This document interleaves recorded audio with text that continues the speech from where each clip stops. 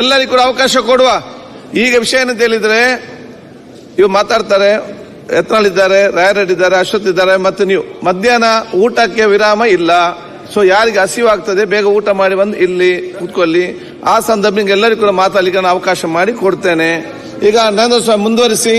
ಸನ್ಮಾನ್ಯ ಅಧ್ಯಕ್ಷೆ, ಅವಕಾಶಕ್ಕಾಗಿ ತಮಗೆ ವಂದಿಸ್ತಾ, ಸನ್ಮಾನ್ಯ ಮುಖ್ಯಮಂತ್ರಿಗಳಂತ ಸಿದ್ದರಾಮಯ್ಯನವರ 16ನೇ ಬಜೆಟ್ ಈ ರಾಜ್ಯದ ದಾಖಲೆಯ ಬಜೆಟ್. ಈ ದಾಖಲೆಯ ಬಜೆಟ್ ಯಾವ ರೀತಿ ರೂಪುಗೊಂಡಿದೆ ಅಂತಂದ್ರೆ, ಬಸವ ತತ್ವವನ್ನ, ಅಂಬೇಡ್ಕರ್ ಸಂವಿಧಾನದ ಮೂಲ ಆಶಯವನ್ನ ಹೊತ್ತಿ ತಂದಿರತಕ್ಕಂಥ ಬಜೆಟ್ ಇದು. ಬಾಬಾ ಸಾಹೇಬ್ ಅಂಬೇಡ್ಕರ್ ಅವರು ಚೌಡಾರ್ ಕೆರೆಯ ನೀರನ್ನ ಸವರ್ಣೀಯರಿಂದ ವಂಚಿಸಲ್ಪಟ್ಟಿದ್ದಂತ ಕೆರೆಯ ನೀರನ್ನ ದಲಿತರು ಮುಟ್ಟಿದಂತ ಅವರ ಜವಾಬ್ದಾರಿನಲ್ಲಿ ನೇತೃತ್ವದಲ್ಲಿ ಆ ಚೌಡಾರ್ ಕೆರೆ ನೀರನ್ನ ಕುಡಿದಂತ 100ನೇ ವರ್ಷದ ದಿನ ಇವತ್ತು ಅನ್ನೋದನ್ನ ಈ ಸದನದಲ್ಲಿ ಹೇಳಲಿಕ್ಕೆ ಬಯಸ್ತೇನೆ. ಅಂದ್ರೆ ಈ ರಾಷ್ಟ್ರದಲ್ಲಿ ಸ್ವಾತಂತ್ರ್ಯ ಪೂರ್ವದಲ್ಲಿದ್ದಂಥ ವಾತಾವರಣ ಸ್ವಾತಂತ್ರ್ಯ ನಂತರದ ದಿನಮಾನಗಳಲ್ಲಿ ಸಂವಿಧಾನದ ಆಶಯದ ಮುಖಾಂತರ ಹೇಗಿರಬೇಕು ಅನ್ನೋದನ್ನ ಬಾಬಾ ಸಾಹೇಬರು ನೀಡಿದಂತ ಸಂವಿಧಾನದ ಆಶಯವನ್ನ ಈ ಬಜೆಟ್ ನಲ್ಲಿ ಕ್ರೋಢೀಕರಿಸಿದ್ದಾರೆ. ಅದರ ಮೂಲ ಅಂಶ ಹೆಣ್ಣಿಗೆ ಪ್ರಾಧಾನ್ಯತೆ, ತಾಯಿ, ಸಹೋದರಿ ಎಲ್ಲ ರೂಪದ ಮಮತೆಯ ಆ ರೂಪವನ್ನ ನಾವು ರಕ್ಷಿಸತಕ್ಕಂಥ ಜವಾಬ್ದಾರಿ ಈ ಬಜೆಟ್ ನಲ್ಲಿ ಕಾಣ್ತದೆ. ಯಾವ ರಾಜ್ಯ ಅಥವಾ ರಾಷ್ಟ್ರ ಹೆಣ್ಣಿಗೆ ಗೌರವವನ್ನು ಕೊಡ್ತದೆ, ಆ ರಾಜ್ಯ ಅಥವಾ ರಾಷ್ಟ್ರ ಅಭಿವೃದ್ಧಿಯತ್ತ ಹೋಗೋದ್ರ ಜೊತೆನಲ್ಲಿ ನೆಮ್ಮದಿಯಿಂದ ಮನೆತನ ಉಳಿಲಿಕ್ಕೆ ಸಾಧ್ಯ ಅನ್ನೋದು ಈ ಬಜೆಟ್ನ ಮುಖಾಂತರ ನಾವು ಕಾಣ್ತಿದ್ದೀವಿ. ಸನ್ಮಾನ್ಯ ಅಧ್ಯಕ್ಷೆ, ಇವತ್ತು ನಮ್ಮಲ್ಲಿ ಸಾಕಷ್ಟು ವಿಚಾರವನ್ನು ಮಾತಾಡೋದಕ್ಕಿದೆ. ನಮ್ಮ ವಿರೋಧ ಪಕ್ಷದ ನಾಯಕರು ಮತ್ತು ವಿರೋಧಿ ಹಲವಾರು ಹಿರಿಯ ಸದಸ್ಯರುಗಳು ಮತ್ತು ಕಿರಿಯ ಸದಸ್ಯರುಗಳು ಕೂಡ ಹಲವಾರು ಟೀಕೆಗಳನ್ನು ಮಾಡಿದ್ರು, ಕೆಲವನ್ನ ಸ್ವಾಗತನೂ ಮಾಡಿದ್ದಾರೆ. ನಾನು ಟೀಕೆ ಮಾಡೋದಕ್ಕೆ ಪ್ರತ್ಯುತ್ತರ ಕೊಡೋದಕ್ಕೆ ಹೋಗೋದಿಲ್ಲ, ಮನವರಿಕೆ ಮಾಡುವಂತ ಕೆಲಸವನ್ನ ನಾನು ಮಾಡೋದಕ್ಕೆ ಪ್ರಯತ್ನ ಪಡ್ತೇನೆ. ಸನ್ಮಾನ್ಯ ಅಧ್ಯಕ್ಷೆ, ಮೊನ್ನೆ ನಮ್ಮ ರಾಜ್ಯಸಭೆಯಲ್ಲಿ ಜಿಸಿ ಚಂದ್ರಶೇಖರ್ ಅವರು ಹಲವಾರು ಪ್ರಶ್ನೆಯನ್ನು ಎತ್ತಿದ್ದಾರೆ. ನಮ್ಮ ರಾಜ್ಯಕ್ಕೆ ಆಗ್ತಾ ಇರತಕ್ಕಂಥ ವಂಚನೆಗಳು ಯಾವ್ಯಾವು, ತೆರಿಗೆ ರೂಪದಲ್ಲಿ, ಅಭಿವೃದ್ಧಿಯ ವಿಷಯದಲ್ಲಿ ನಮ್ಗೆ ಯಾವ ರೀತಿ ಮಲ್ತಾಯಿ ಧೋರಣೆ ಮಾಡ್ತಾ ಇದೆ ಕೇಂದ್ರ ಸರ್ಕಾರ. ಹಾಗಾಗಿ ರಾಜ್ಯ ಸರ್ಕಾರಕ್ಕೆ ಎಷ್ಟು ತೊಂದರೆ ಬೀಳ್ತಾ ಇದೆ, ಈ ಹಣಕಾಸು ನಿರ್ವಹಣೆ ಜೊತೆನಲ್ಲಿ ಅಭಿವೃದ್ಧಿಯಲ್ಲಿ ನಾವು ಯಾವ ರೀತಿ ತೊಂದರೆಗಳನ್ನ ಎದುರಿಸ್ತಾ ಇದ್ದೀವಿ, ಯಾಕೆ ಎದುರಿಸ್ತಾ ಇದ್ದೀವಿ ಅನ್ನೋದನ್ನ ಎಳೆ ಎಳೆಯಾಗಿ ಅಲ್ಲಿ ಬಿಡಿಸಿಟ್ಟಿದ್ದಾರೆ. ಇಲ್ಲಿ ರಾಷ್ಟ್ರದಲ್ಲಿ ಜಿಎಸ್ಟಿಯ ಅತಿ ಹೆಚ್ಚು ಅಂದ್ರೆ 2ನೇ ಸ್ಥಾನದಲ್ಲಿರ್ತಕ್ಕಂಥ ಅದರ ಸಂಗ್ರಹದಲ್ಲಿ ಕರ್ನಾಟಕ ಇದ್ರೂ ಕೂಡ ಕರ್ನಾಟಕಕ್ಕೆ ತೆರಿಗೆ ಪಾಲು ಬರ್ತಾ ಇರ್ತಕ್ಕಂಥದ್ದನ್ನ ನೋಡಿದಾಗ ನಾವು ಪಕ್ಷಭೇದ ಮರೆತು ನಾವೆಲ್ಲರೂ ರಾಜ್ಯದ ಹಿತವನ್ನ ಕಾಪಾಡಬೇಕಾಗಿದೆ. ಇಲ್ಲಿ ಮುಖ್ಯಮಂತ್ರಿಗಳು ಸಿದ್ದರಾಮಯ್ಯನವರು ಆಡಳಿತ ಪಕ್ಷ ಕಾಂಗ್ರೆಸ್ ಅನ್ನೋದಕ್ಕಿಂತ ನಮ್ಮ ರಾಜ್ಯದ ಅಭಿವೃದ್ಧಿಯ ಹಿತವನ್ನು ಕಾಯ್ತಕ್ಕಂಥ ಜವಾಬ್ದಾರಿನಲ್ಲಿ ನಾವೆಲ್ಲರೂ ಒಗ್ಗೂಡಬೇಕಾಗ್ತದೆ. ಪ್ರಮುಖವಾಗಿ ಸನ್ಮಾನ್ಯ ಅಧ್ಯಕ್ಷೆ, ತೆರಿಗೆ ಸಂಗ್ರಹದಲ್ಲಿ ಕೇಂದ್ರ ಸರ್ಕಾರ 10ರಿಂದ 12% ಇಟ್ಕೊಂಡ್ರೆ ಸಾಕು, ತನ್ನ ಎಲ್ಲ ಜವಾಬ್ದಾರಿಗಳನ್ನು ನಿರ್ವಹಿಸೋದಕ್ಕೆ ಅವಕಾಶ ಆಗುತ್ತೆ. ಈ ನುಳಿದ 88% ಅಥವಾ 90% ಎಲ್ಲ ರಾಜ್ಯಗಳಿಗೂ ಹಂಚಿದ್ರೆ, ಅದಕ್ಕೆ ತೆರಿಗೆ ಆಧಾರದ ಮೇಲೆ ಅವರುಗಳಿಗೆ ಹಂಚಿದ್ರೆ ನಿಜವಾಗೂ ಸರ್ವಾಂಗೀಣ ಅಭಿವೃದ್ಧಿ ರಾಷ್ಟ್ರದಲ್ಲಿ ಆಗ್ತದೆ. ಆದರೆ ಕೇಂದ್ರ ಸರ್ಕಾರ ಮಾಡ್ತಾ ಇರ್ತಕ್ಕಂಥ ಮಲತಾಯಿ ಧೋರಣೆ ನಮಗೆ ಎಷ್ಟು ತೊಂದರೆ ಆಗ್ತಾ ಇದೆ ಅಂತ ಅಂದ್ರೆ, ನೋಡಿ, ರಾಜ್ಯಕ್ಕೆ ನೀಡ್ತಾ ಇದ್ದಂತ 18-19ರಲ್ಲಿ 35,000 ಕೋಟಿ ಇದ್ದದ್ದು ಇವತ್ತು 23-24ರಲ್ಲಿ 21,993 ಕೋಟಿಗೆ ಇಳಿಕೆ ಆಗ್ತದೆ. ಇದು ಏರಿಕೆ ಆಗಬೇಕಾದಂತ ವಿಚಾರ. ಕೇಂದ್ರ ರಾಜ್ಯದ ಬಗ್ಗೆ ಯಾವ ರೀತಿ ಮಲ್ತಾಯಿ ಧೋರಣೆ ತೋರಿಸ್ತಾ ಇದೆ ಅನ್ನೋದನ್ನ ನಾವು ಅವ್ರ ಮೇಲೆ ದೂಷಣೆ ಮಾಡೋದಲ್ಲ, ನಮ್ಮ ಹಕ್ಕನ್ನ ಕೇಳೋಣ. ರಾಜ್ಯದ ಹಕ್ಕು, ನಮ್ಮ ರಾಜ್ಯಕ್ಕೆ ಬರಬೇಕಾದಂತ ತೆರಿಗೆಯ ಪಾಲನ್ನ ನಾವು ಕೇಳೋದ್ರಲ್ಲಿ ನಾವು ಯಾರು ಪಕ್ಷಭೇದ ಮರೆತು ನಾವೆಲ್ಲ ಒಗ್ಗೂಡಬೇಕಾದಂತ ವಿಚಾರ. ಅದೇ ರೀತಿ ನಮಗೆ ಈ ಕಾರಣಕ್ಕೋಸ್ಕರ 14,500 ಕೋಟಿ ಕೋತಾಗಿರೋದ್ರ ಜೊತೆಗೆ ಇದನ್ನ ನಾವು ಉದಾಹರಣೆ ತಗೊಂಡ್ರೆ ಯುಪಿಯಿಂದ ಎಷ್ಟು GST ಬರ್ತಾ ಇದೆ, ಬಿಹಾರ್ ಇಂದ ಎಷ್ಟು ಬರ್ತಾ ಇದೆ, ಮಧ್ಯಪ್ರದೇಶದಿಂದ ಎಷ್ಟು ಬರ್ತಾ ಇದೆ, ಗುಜರಾತ್ ಇಂದ ಎಷ್ಟು ಬರ್ತಾ ಇದೆ. ಅವ್ರಿಗೆ ಯಾಕೆ ಅಷ್ಟೊಂದು? ನಾವೇನ್ ತಪ್ಪು ಮಾಡಿದೀವಿ? ನಮ್ಮ ಈ ಕೊರತೆ ನಡುವೆನೂ ಕೂಡ ನಮ್ಮ ರಾಜ್ಯದ ಜನಪ್ರಿಯ ಮುಖ್ಯಮಂತ್ರಿಗಳು 16ನೇ ಬಜೆಟ್ ಅನ್ನ ಎಲ್ಲ ವರ್ಗದ ಕಲ್ಯಾಣ ಕಾರ್ಯಕ್ರಮಗಳಿಗೆ ಹಂಚಬೇಕಾದ್ರೆ ಅವರ ನೈಪುಣ್ಯತೆ ಈ ಬಜೆಟ್ ನಲ್ಲಿ ಕಾಣ್ತಾ ಇದೆ ಅನ್ನೋದನ್ನ ಎಲ್ಲರೂ ಒಪ್ಪಲೇಬೇಕಾದಂತ ಅಂಶ. ಇದ್ದಂತ ಸಂಪನ್ಮೂಲವನ್ನ ಸಮಪಾಲು ಸಮಬಾಳು ಎನ್ನುವಂತ ರೀತಿಯಲ್ಲಿ ಸರ್ವ ಜನಾಂಗಕ್ಕೂ ನೀಡ್ತಕ್ಕಂಥ ಧ್ಯೇಯೋದ್ದೇಶವನ್ನು ಇಟ್ಕೊಂಡಿರ್ತಕ್ಕಂಥದ್ದು ನಮ್ಮ ಮುಖ್ಯಮಂತ್ರಿಗಳು. ಇದನ್ನ ನಾವು ಎಲ್ಲೂ ಕಾಣಕ್ಕಾಗ್ಲಿಲ್ಲ. ಹಿಂದಿನ 5 ವರ್ಷದಲ್ಲಿ ನಮ್ಮ ಆಡಳಿತ ಬರೋದಕ್ಕೂ ಮೊದಲೇ 5 ವರ್ಷದಲ್ಲಿ ಯಾವ ರೀತಿ ಈ haves and have knots gap ಇತ್ತು ಅನ್ನೋದನ್ನ ನಾನು ವಿವರಣೆ ಕೊಡೋದಿದ್ದೇನೆ, ದಾಖಲೆ ಸಮೇತ ಕೊಡ್ತೇನೆ. ಆ ಆಡಳಿತದಲ್ಲಿ ಏನೇನು ಲೋಪಗಳಾಗಿತ್ತು ಅನ್ನೋದನ್ನ. ಇದರ ಜೊತೆಗೆ ಒಂದು ಪ್ರೋಗ್ರೆಸಿವ್ ಸ್ಟೇಟ್ ನಮ್ಮ ಕರ್ನಾಟಕ. ಈ ಪ್ರೋಗ್ರೆಸಿವ್ ಸ್ಟೇಟ್ ನ ಅದು ಯಾವುದೇ ಪಕ್ಷ ಅಧಿಕಾರದವರು ಬಿಜೆಪಿ ಅವರು ಇದ್ದಾಗ್ಲೂ ತೊಂದರೆ ಕೊಡ್ತು ಕೇಂದ್ರ, ನಾವಿದ್ದಾಗಲೂ ತೊಂದರೆ ಕೊಡ್ತಾ ಇದೆ ಕೇಂದ್ರ. ಯಾಕೆ? ಈ ಅಭಿವೃದ್ಧಿ ಹೊಂದ್ತಾ ಇರ್ತಕ್ಕಂಥ ಈ ರಾಜ್ಯದಿಂದ ಸಂಪನ್ಮೂಲನೂ ಸಿಗ್ತಾ ಇದೆ, ಹೆಚ್ಚಿನ ತೆರಿಗೆನೂ ಸಿಗ್ತಾ ಇದೆ. ಆದ್ರೆ ಇನ್ನಷ್ಟು ಅಭಿವೃದ್ಧಿ ಜೊತೆಯಲ್ಲಿ ತೆರಿಗೆನೂ ವಸೂಲಿ ಮಾಡಿ ಈ ರಾಷ್ಟ್ರಕ್ಕೆ ಕೊಡುಗೆ ಕೊಡ್ತಕ್ಕಂಥ ಕರ್ನಾಟಕವನ್ನು ಸದೃಢವಾಗಿ ನಿಲ್ಲಿಸೋದಕ್ಕೆ ಯಾಕೆ ಕೇಂದ್ರ ಯೋಚನೆ ಮಾಡ್ತಿಲ್ಲ ಅನ್ನೋದು ನನ್ನ ಪ್ರಶ್ನೆ. ಸನ್ಮಾನ್ಯ ಅಧ್ಯಕ್ಷೆ, ಇದರಲ್ಲಿ ಫೈನಾನ್ಸ್ ಕಮಿಷನ್ ನ ಅಸಹಕಾರ ಎದ್ದು ಕಾಣ್ತಾ ಇದೆ ಅನ್ನೋದನ್ನ ನಾನು ದಿಟ್ಟ ಮಾತುಗಳನ್ನ ಹೇಳಲಿಕ್ಕೆ ಬಯಸ್ತೇನೆ. ನಮ್ಮ ರಾಜ್ಯದ ಸಾಲ 2018ರಲ್ಲಿ ಇದ್ದದ್ದು 2,45 ಕೋಟಿ ಸಾಲ ಇತ್ತು. ಇವತ್ತು 24-25ಕ್ಕೆ 5,40 ಕೋಟಿ ಸಾಲ, ಅಂದ್ರೆ 93%. ಇದಕ್ಕೆ ಕೇಂದ್ರ ನಮಗೆ ಪ್ರತಿ ವರ್ಷ ನಮ್ಮ ತೆರಿಗೆ ಪಾಲನ್ನ ಕಡಿಮೆ ಮಾಡ್ತಾ ನಮ್ಮನ್ನ ಸಾಲಗಾರರನ್ನಾಗಿ ಅನಿವಾರ್ಯತೆಗೆ ದೂಡ್ತಾ ಇರೋದು ಕಾರಣ ಅನ್ನೋದನ್ನ ದಿಟ್ಟ ಮಾತುಗಳಲ್ಲಿ ನಾನು ಹೇಳಲಿಕ್ಕೆ ಬಯಸ್ತೇನೆ. ಗುಜರಾತ್ಗೆ 2.68 ಕೋಟಿ ಇವತ್ತು ಯಾವ 2,68,00,000 ಕೋಟಿ, ದಯಮಾಡಿ ಕ್ಷಮಿಸಿ, ಕರೆಕ್ಷನ್, 45% ರೈಸ್ ಆಗಿದೆ ಗುಜರಾತ್ ಕೊಡಬೇಕಾದ್ರೆ. Why it is declining in terms of Karnataka? ಏನ್ ನಡೀತಾ ಇದೆ ಗುಜರಾತಿನ ಆದಾಯ ರಾಷ್ಟ್ರಕ್ಕೆ? ಅಥವಾ ಗುಜರಾತ್ ಅಲ್ಲಿ ಯಾವ ಸಮಸ್ಯೆಗಳನ್ನು ಎದುರಿಸ್ತಕ್ಕಂಥ ಕ್ಲಿಷ್ಟ ಪರಿಸ್ಥಿತಿ ಇದೆ ಅಂತ ನೀವು ಅತಿ ಹೆಚ್ಚಿನ ಅನುದಾನವನ್ನು ನೀಡ್ತಾ ಇದ್ದೀರಿ? ಇಷ್ಟು ಉತ್ಪಾದನೆಯನ್ನು ಹೆಚ್ಚಿಸಿರ್ತಕ್ಕಂಥ ಕರ್ನಾಟಕಕ್ಕೆ ಇನ್ನಷ್ಟು ಉತ್ಪಾದನೆ ಹೆಚ್ಚಿಸಲಿ ಅನ್ನುವಂತ ದಿಕ್ಕಿನಲ್ಲಿ ಎಲ್ಲ ರೀತಿಯಲ್ಲಿ, ಅದು ಕೈಗಾರಿಕಾ ವಲಯದಲ್ಲಿರಲಿ, ಕೃಷಿ ವಲಯದಲ್ಲಿರಲಿ, ಈವನ್ ಶೈಕ್ಷಣಿಕ ಕ್ಷೇತ್ರದಲ್ಲಿರಲಿ, ಅಭಿವೃದ್ಧಿಯಲ್ಲಿ ಸಾಗ್ತಾ ಇರ್ತಕ್ಕಂಥ ಕರ್ನಾಟಕಕ್ಕೆ ಯಾಕೆ ಈ ಅಸಹಕಾರ? ಇಂಥ ತೊಂದರೆ ನಡುವೆನೂ ಕೂಡ ಇದನ್ನ ಸಂಭಾಳಿಸ್ತಾ ಇರ್ತಕ್ಕಂಥ ನಮ್ಮ ಮುಖ್ಯಮಂತ್ರಿಗಳನ್ನ ಟೀಕೆ ಮಾಡೋದ್ರಿಂದ ಸತ್ಯ ಮರೆಮಾಚಲಿಕ್ಕೆ ಸಾಧ್ಯ ಇಲ್ಲ ಅನ್ನೋದನ್ನ ನಾನು ಹೇಳಲಿಕ್ಕೆ ಬಯಸ್ತೇನೆ. ನೋಡಿ, 2021ರಿಂದ 21-22ಕ್ಕೆ GST ಕಾಂಪೊನೆಂಟ್ ನೀಡಬೇಕಾದ್ದು ಈ ಒಂದು ಕೇಂದ್ರ ಆ GST ಕಾಂಪೊನೆಂಟ್ ನೀಡೋದ್ರ ಬದಲು ಕೇಂದ್ರನೇ ಸಾಲ ಕೊಡ್ತದೆ ರಾಜ್ಯಕ್ಕೆ 30,000 ಕೋಟಿನ ತಗೊಳ್ಳಿ ನೀವು, ನಿಮಗೆ GST ಕಾಂಪೊನೆಂಟ್ ನ ನಾವು ಟ್ಯಾಲಿ ಮಾಡಿ ಕೊಡೋದಿಲ್ಲ ಅನ್ನೋದು. ಅದು ನಿಮ್ಮ ಅವಧಿನಲ್ಲೂ ಸ್ಟಾರ್ಟ್ ಆದ್ದು. ನೀವು ಅದಕ್ಕೆ ಒಪ್ಪಿಗೆ ಕೊಟ್ರಿ, ಕೇಂದ್ರ ಜೊತೆಲಿ ಆ ವಿಷಯಕ್ಕೆ ಒಪ್ಪಂದಕ್ಕೆ ಹೋದ್ರಿ ನೀವು. ಆ ಒಪ್ಪಂದದಿಂದಾಗಿ ಇವತ್ತು ರಾಜ್ಯಕ್ಕೆ ಆಗ್ತಾ ಇರ್ತಕ್ಕಂಥ ಅನ್ಯಾಯ ಎಷ್ಟರ ಮಟ್ಟಿಗಿದೆ ಅಂತಂದ್ರೆ, ಹಣಕಾಸು ನಿಜವಾಗೂ ರಾಜ್ಯಕ್ಕೆ ದಕ್ಕಬೇಕಾದಂತ ಪಾಲನ್ನ ನಾವು ಪಡ್ಕೊಳಕ್ ಆಗದೆ ಇರೋದನ್ನ ನಾವು ಎಲ್ಲರೂ ಯೋಚನೆ ಮಾಡಬೇಕು. ಇದು ಪಕ್ಷ ಭೇದ ಮರೆತು ಮಾತಾಡಬೇಕಂತ ವಿಚಾರ. ಯಾವುದೇ ಪಕ್ಷ ಅಧಿಕಾರದಲ್ಲಿದ್ರು ಕೂಡ ಕೇಂದ್ರ ಪುರಸ್ಕೃತ ಯೋಜನೆಗಳು ನಮ್ಮ ರಾಜ್ಯಕ್ಕೆ ಬರಬೇಕಾದಂತ ಪಾಲು ಬರ್ತಾ ಇದೆಯಾ ಆತ್ಮಸಾಕ್ಷಿಯಿಂದ ನಾವೆಲ್ಲ ಮಾತಾಡೋಣ. ಇದನ್ನ ಕೇಂದ್ರ ಪುರಸ್ಕೃತ ಯೋಜನೆಗಳು ಏನೋ ಭಿಕ್ಷೆ ಕೊಟ್ಟಂಗೆ ಕೊಡ್ತಾ ಇದಾರೆ ನಮ್ಗೆ. ಯಾತಕ್ಕೋಸ್ಕರ? ಈಗ ನಾವೇ ಹೇಳ್ತಾ ಇದೀವಿ, ಮಹಾರಾಷ್ಟ್ರ ಬಿಟ್ರೆ ಎರಡನೇದು ನಾವೇ ಅತಿ ಹೆಚ್ಚು ತೆರಿಗೆಯನ್ನು ಕೊಡ್ತಾ ಇದೀವಿ ಕೇಂದ್ರಕ್ಕೆ ಅಂತಂದ್ರೆ, ಈ ರಾಷ್ಟ್ರ ನಡೀತಾ ಇರ್ತಕ್ಕಂಥ ಅನುದಾನ ಅಥವಾ ಆ ಒಂದು ಸಹಕಾರ ಕರ್ನಾಟಕದಿಂದ ಹೆಚ್ಚು ಅನ್ನೋದನ್ನ ಕನ್ನಡಿಗರಾಗಿ ನಾವೆಲ್ಲರೂ ಹೆಮ್ಮೆಯಿಂದ ಒಪ್ಕೋಬೇಕಾಗುತ್ತೆ.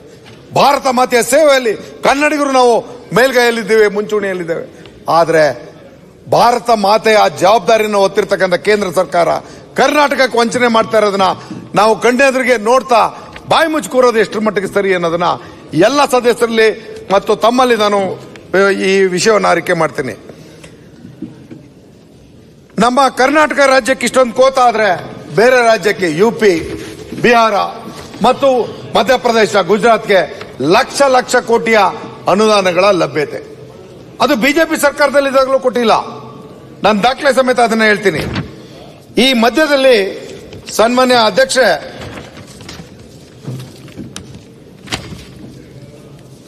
ಅನ್ನಭಾಗ್ಯ ಯೋಜನೆ ಕೊಟ್ಟದಾಯ್ತು. ಗ್ಯಾರಂಟಿ ಯೋಜನೆಗಳ ಬಗ್ಗೆ ಸಾಕಷ್ಟು ಮಾತಾಡಿದ್ರು. ಇವತ್ತು ನೀವು ಈ ಗ್ಯಾರಂಟಿಗಳನ್ನ ಕೊಡೋದ್ರಿಂದ ಅಭಿವೃದ್ಧಿ ಮಾಡಕ್ ಆಗ್ತಿಲ್ಲ. ನೀವು ಇದನ್ನ ಕೊಟ್ಟು ನಮ್ಮ ರಾಜ್ಯನ ಇನ್ನಷ್ಟು 10-15 ವರ್ಷ ಹಿಂದಕ್ಕೆ ತಳ್ತಾ ಇದ್ರಿ. ನಮ್ಮ ವಿರೋಧ ಪಕ್ಷದ ನಾಯಕರ ಮಾತು.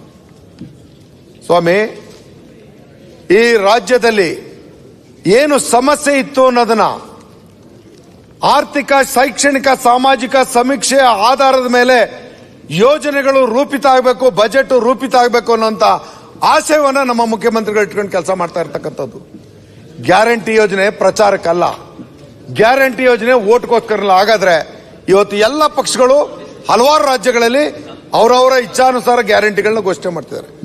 ಅಂದ್ರೆ ಆ ರಾಜ್ಯದ ಸಮಸ್ಯೆಯನ್ನ ದೃಷ್ಟಿಯಲ್ಲಿ ಇಟ್ಕೊಂಡು ಈ ಗ್ಯಾರಂಟಿ ಯೋಜನೆಗಳು ರೂಪುಕೊಳ್ತಾ ಇದ್ದಾವೆ ಹೊರತು ಯಾವುದೋ ಒಂದು ಆಡಂಬರಿಕೆ ಅನ್ನೋದನ್ನ ನಾನು ಒಪ್ಪಲಿಕ್ಕೆ ತಯಾರಿಲ್ಲ.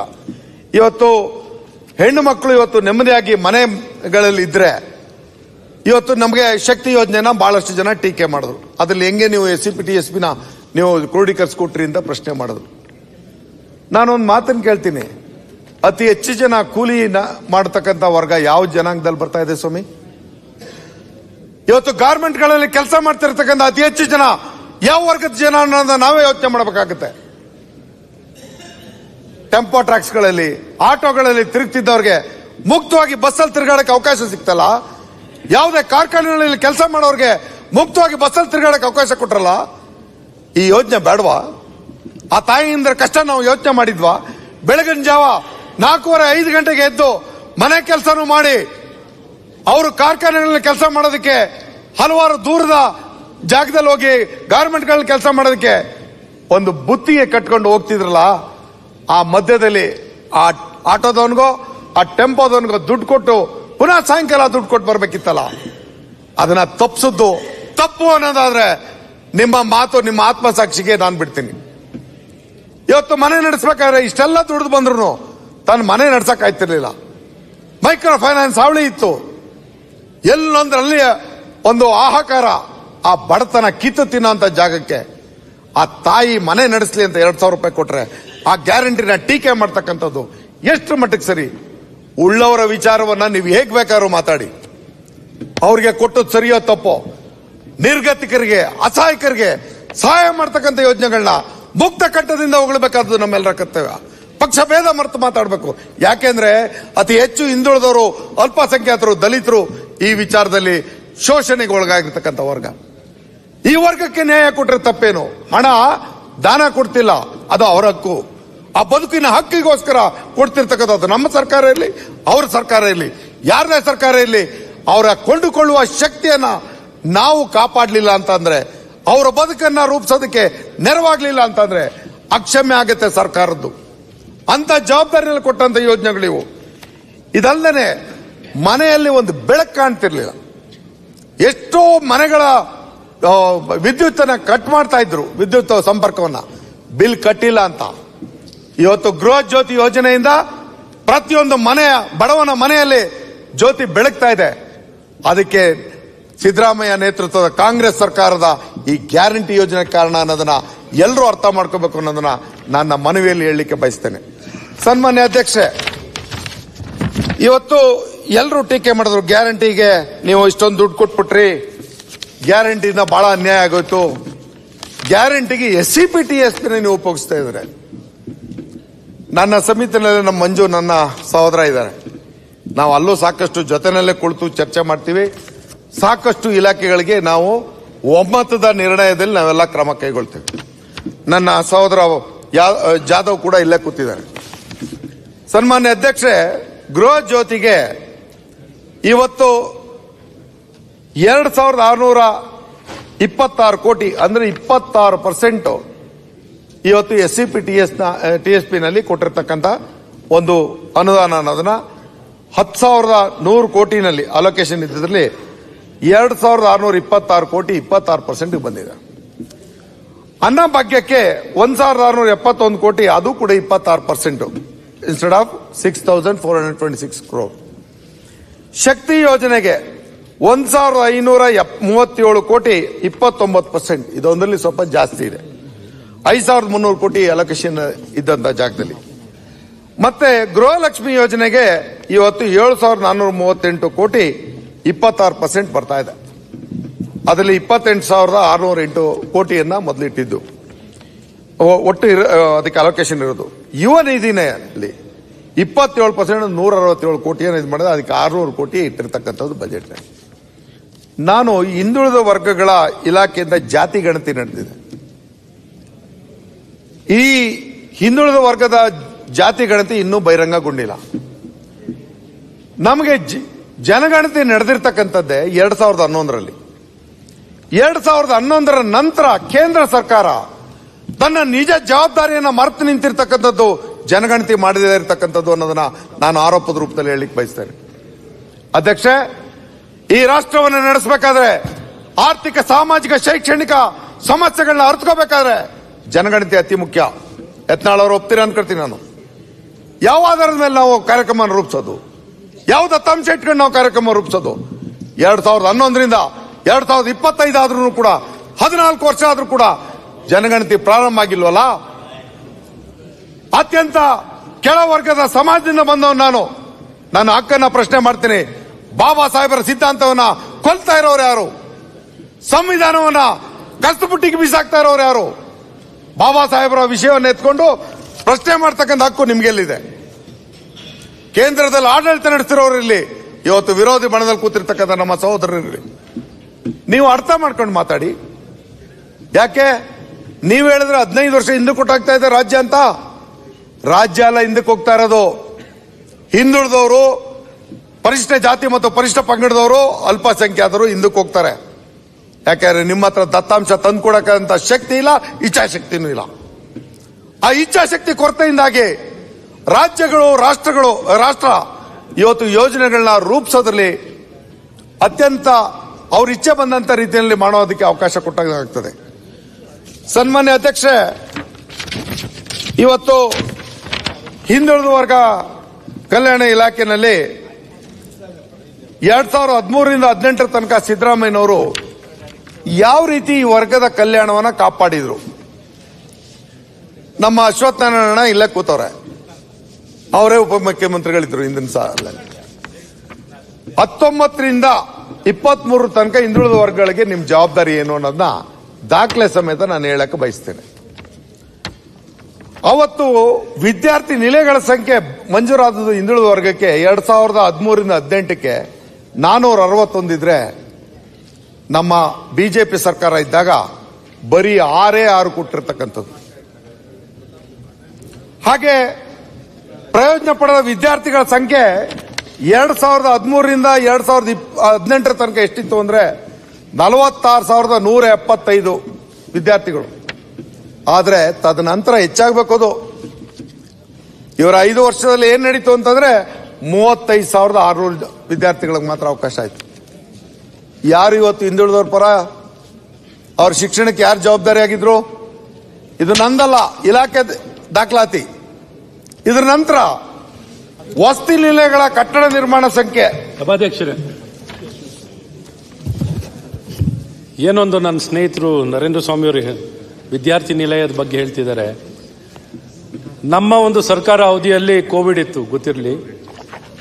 ಕೋವಿಡ್ ಇದ್ರೂ ಸಹ ನಮ್ಮ ಸರ್ಕಾರದ ವಿವಿಧ ವಿದ್ಯಾನಿಲಯಗಳನ್ನು ಸಂಪೂರ್ಣವಾಗಿ ಎಲ್ಲವನ್ನೂ ಹಿಂದುಳಿದ ಇಲಾಖೆಗೆ ವರ್ಗಾಯಿಸುವಂಥದ್ದು ಮಾಡಿದ್ದು, ಸಮಾಜ ಕಲ್ಯಾಣಕ್ಕೆ ವರ್ಗಾಯಿಸುವಂಥದ್ದು ಮಾಡಿ ಒಟ್ಟು ಸಂಖ್ಯೆನಲ್ಲಿ ಮಾತಾಡಲಿ, ಎಷ್ಟು ಸಂಖ್ಯೆಯನ್ನ ಹೆಚ್ಚಳ ಆಗಿರುವಂಥದ್ದನ್ನ ನಿಮ್ಮ ಅವಧಿಗೂ ಸೇರಿಸಿ ಹೆಚ್ಚಿನ ಸಂಖ್ಯೆಯಲ್ಲಿ ವಿದ್ಯಾರ್ಥಿ ನಿಲಯಗಳನ್ನ ಸಂಖ್ಯೆಯನ್ನ ಹೆಚ್ಚಿಸುವಂತ ಕೆಲಸ ನಮ್ಮ ಅವಧಿಯಲ್ಲಿ ಆಗಿದೆ.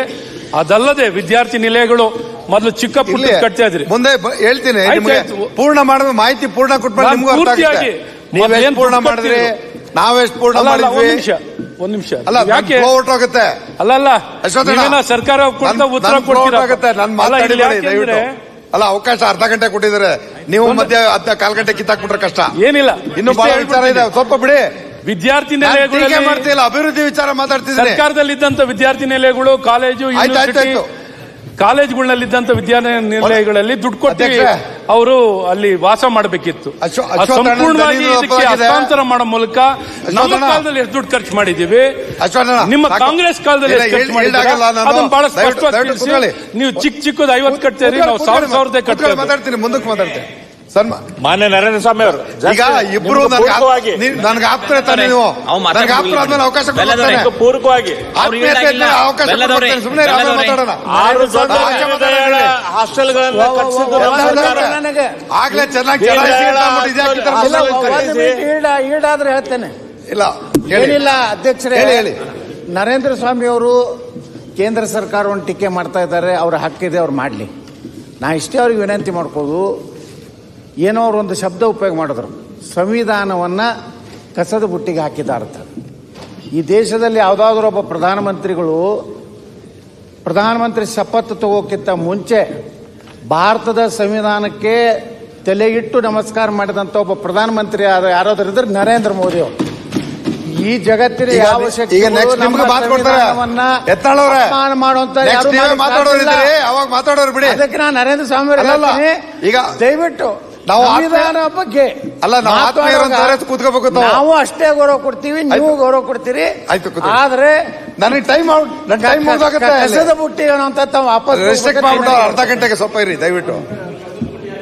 ಆಯ್ತು, ವಸತಿ ನಿಲಯಗಳ ಕಟ್ಟಡ ನಿರ್ಮಾಣ ಸಂಖ್ಯೆ ನೀವು ಹೇಳದ ರೀತಿನಲ್ಲೇ ನಿರ್ಮಾಣ ಸ್ಯಾಂಕ್ಷನ್ ಕೊಟ್ಟದ್ದಲ್ಲ, ನಿರ್ಮಾಣ ನಡೀತಾ ಇದ್ದು ಆನ್ಗೋಯಿಂಗ್ ಪ್ರಾಜೆಕ್ಟ್. 13ರಿಂದ 18ಕ್ಕಿದ್ದಂತ ಕಾಂಗ್ರೆಸ್ ಸರ್ಕಾರ, ಸಿದ್ದರಾಮಯ್ಯ ಸರ್ಕಾರ 330 ಪೂರ್ಣಗೊಳಿಸಿದ್ರೆ ಇವರು ಬರೀ 164 ಪೂರ್ಣಗೊಳಿಸಿದ್ರು. ಆನ್ಗೋಯಿಂಗ್ ಕೆಲಸನ ನಾವು ಮಾಡಿದ್ವಿ, ಹಣ ಕೊಟ್ಟಿದ್ವಿ ಅಂತ ನಮ್ಮ ಅಂದಿನ ಉಪಮುಖ್ಯಮಂತ್ರಿಗಳು ಇವತ್ತಿನ ವಿರೋಧ ಪಕ್ಷದ ಶಾಸಕರು ನನಗೆ ಹೇಳಿದ್ರು. ಅದೇ ರೀತಿ ಮೆಟ್ರಿಕ್ ಪೂರ್ವ ಮತ್ತು ಮೆಟ್ರಿಕ್ ನಂತರದ ವಿದ್ಯಾರ್ಥಿ ವೇತನ 13ರಿಂದ 18ಕ್ಕೆ 91,50,583 ವಿದ್ಯಾರ್ಥಿಗಳಿಗೆ ಇದಿದ್ರೆ 2019ರಿಂದ 23 ತನಕ ಬರೀ 78,51,300. ಇದು ಏರಿಕೆ ಆಗ್ಬೇಕಾಯ್ತು, 1 ಲಕ್ಷದ ಮೇಲೆ ಹೋಗ್ಬೇಕಾಯ್ತು. ಅಂದ್ರೆ ಇವರ ಇಚ್ಛಾಶಕ್ತಿ ಯಾವ ವರ್ಗದ ಬಗ್ಗೆ ಇತ್ತೋ ಇರಬೇಕಾಗಿತ್ತು, ಅದನ್ನ ನಾನು ಪ್ರಶ್ನೆ ಮಾಡ್ತಿರ್ತಕ್ಕಂಥದ್ದು. ನಾನು ಇದನ್ನ ಅವರೇ ಅರ್ಥ ಮಾಡ್ಕೊಳ್ಳಿ. ಈ ಅಂಕಿಅಂಶಗಳು ನಾನು ಬರೆದದ್ದಲ್ಲ, ಇಲಾಖೆಯಲ್ಲಿ ನಿಮಗೂ ಸಿಕ್ಕುತ್ತೆ ಈ ಅಂಕಿಅಂಶ. ವಿದ್ಯಾಸಿರಿ ಯೋಜನೆ ಸಿದ್ದರಾಮಯ್ಯನವರ ಅವಧಿನಲ್ಲಿ 4,74,864 ವಿದ್ಯಾರ್ಥಿಗಳಿಗೆ ಸಿಕ್ತು. ಇವರ ಅವಧಿನಲ್ಲಿ ಕೋವಿಡ್ ಇರಲಿ ಮತ್ತೊಂದಿರಲಿ ಸ್ವಾಮಿ, ವಿದ್ಯಾರ್ಥಿಗಳೇ ತಾನೆ. ಆ ವಿದ್ಯಾರ್ಥಿಗಳಿಗೆ ಏಕಾಏಕಿ 2,81,572, ಆಲ್ಮೋಸ್ಟ್ 40% ಕಟ್ ಡೌನ್. ಅಂದ್ರೆ ಹಿಂದುಳಿದ ವರ್ಗದ ಶೈಕ್ಷಣಿಕ ಪರಿಸ್ಥಿತಿನ ಯಾರು ಕಡಿಮೆ ಮಾಡಿದ್ರು, ಕೋವಿಡ್ ಇದ್ದದ್ದು ಬೇರೆ, ಆದರೆ ಶಿಕ್ಷಣ ವಂಚಿತರನ್ನ ಮಾಡೋದು ಸರಿನಾ? ಹಾಗೆ ನನ್ನಲ್ಲಿ ವಸತಿ ಶಾಲೆಗಳ ನಿರ್ಮಾಣ ಇಡೀ ರಾಜ್ಯದಲ್ಲಿ 137 ವಸತಿ ಶಾಲೆಗಳನ್ನ 13ರಿಂದ 18ಕ್ಕೆ ನೀಡಿದ್ರೆ ಇವರು ಬರೀ 21 ಕೊಟ್ಟರು. ಕೋವಿಡ್ ನೆಪ 2 ವರ್ಷ. ಆದರೆ ವಿವಿಧ ಸಮುದಾಯಗಳ ಅಭಿವೃದ್ಧಿನಲ್ಲಿ 4,949 ಇದ್ದದ್ದು ಇವರ ಅವಧಿಯಲ್ಲಿ ಕುಂಠಿತ ಆಯ್ತು. ಯಾಕೆಂದ್ರೆ ಮುಂದಿನ ಅವಧಿಗೆ ಇದು ಹೆಚ್ಚುತ್ತಾ ಹೋಗ್ಬೇಕು.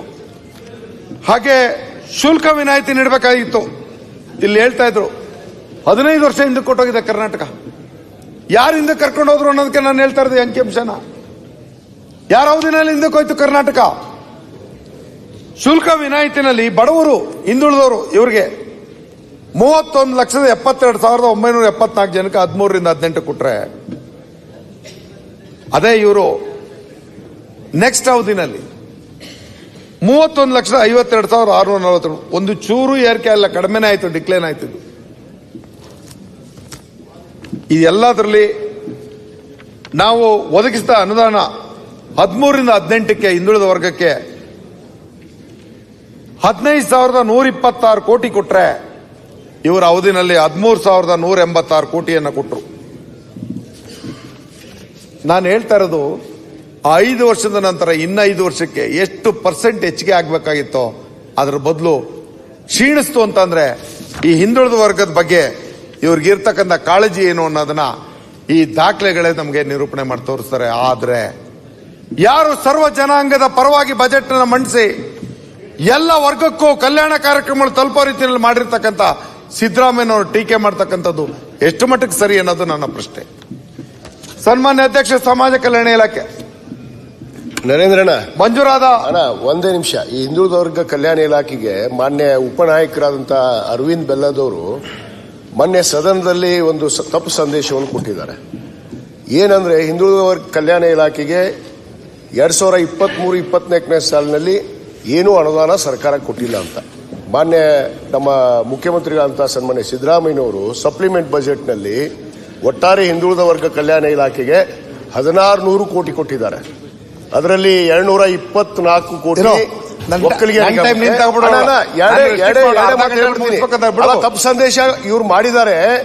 ಆಮೇಲೆ ವೀರಶೈವ ಲಿಂಗಾಯತ ಅಭಿವೃದ್ಧಿ ಹಿಂದುಳಿದ ವರ್ಗ ಕಲ್ಯಾಣ ಇಲಾಖೆ ಬರುತ್ತೆ. 224 ಕೋಟಿ ಕೊಟ್ಟಿದ್ದಾರೆ. ಒಟ್ಟಾರೆ 1600 ಕೋಟಿ ರೂಪಾಯಿಯನ್ನ ಹಿಂದುಳಿದ ವರ್ಗ ಕಲ್ಯಾಣ ಇಲಾಖೆ 2023-24 ಹೋಗುತ್ತೆ ಬಿಡು.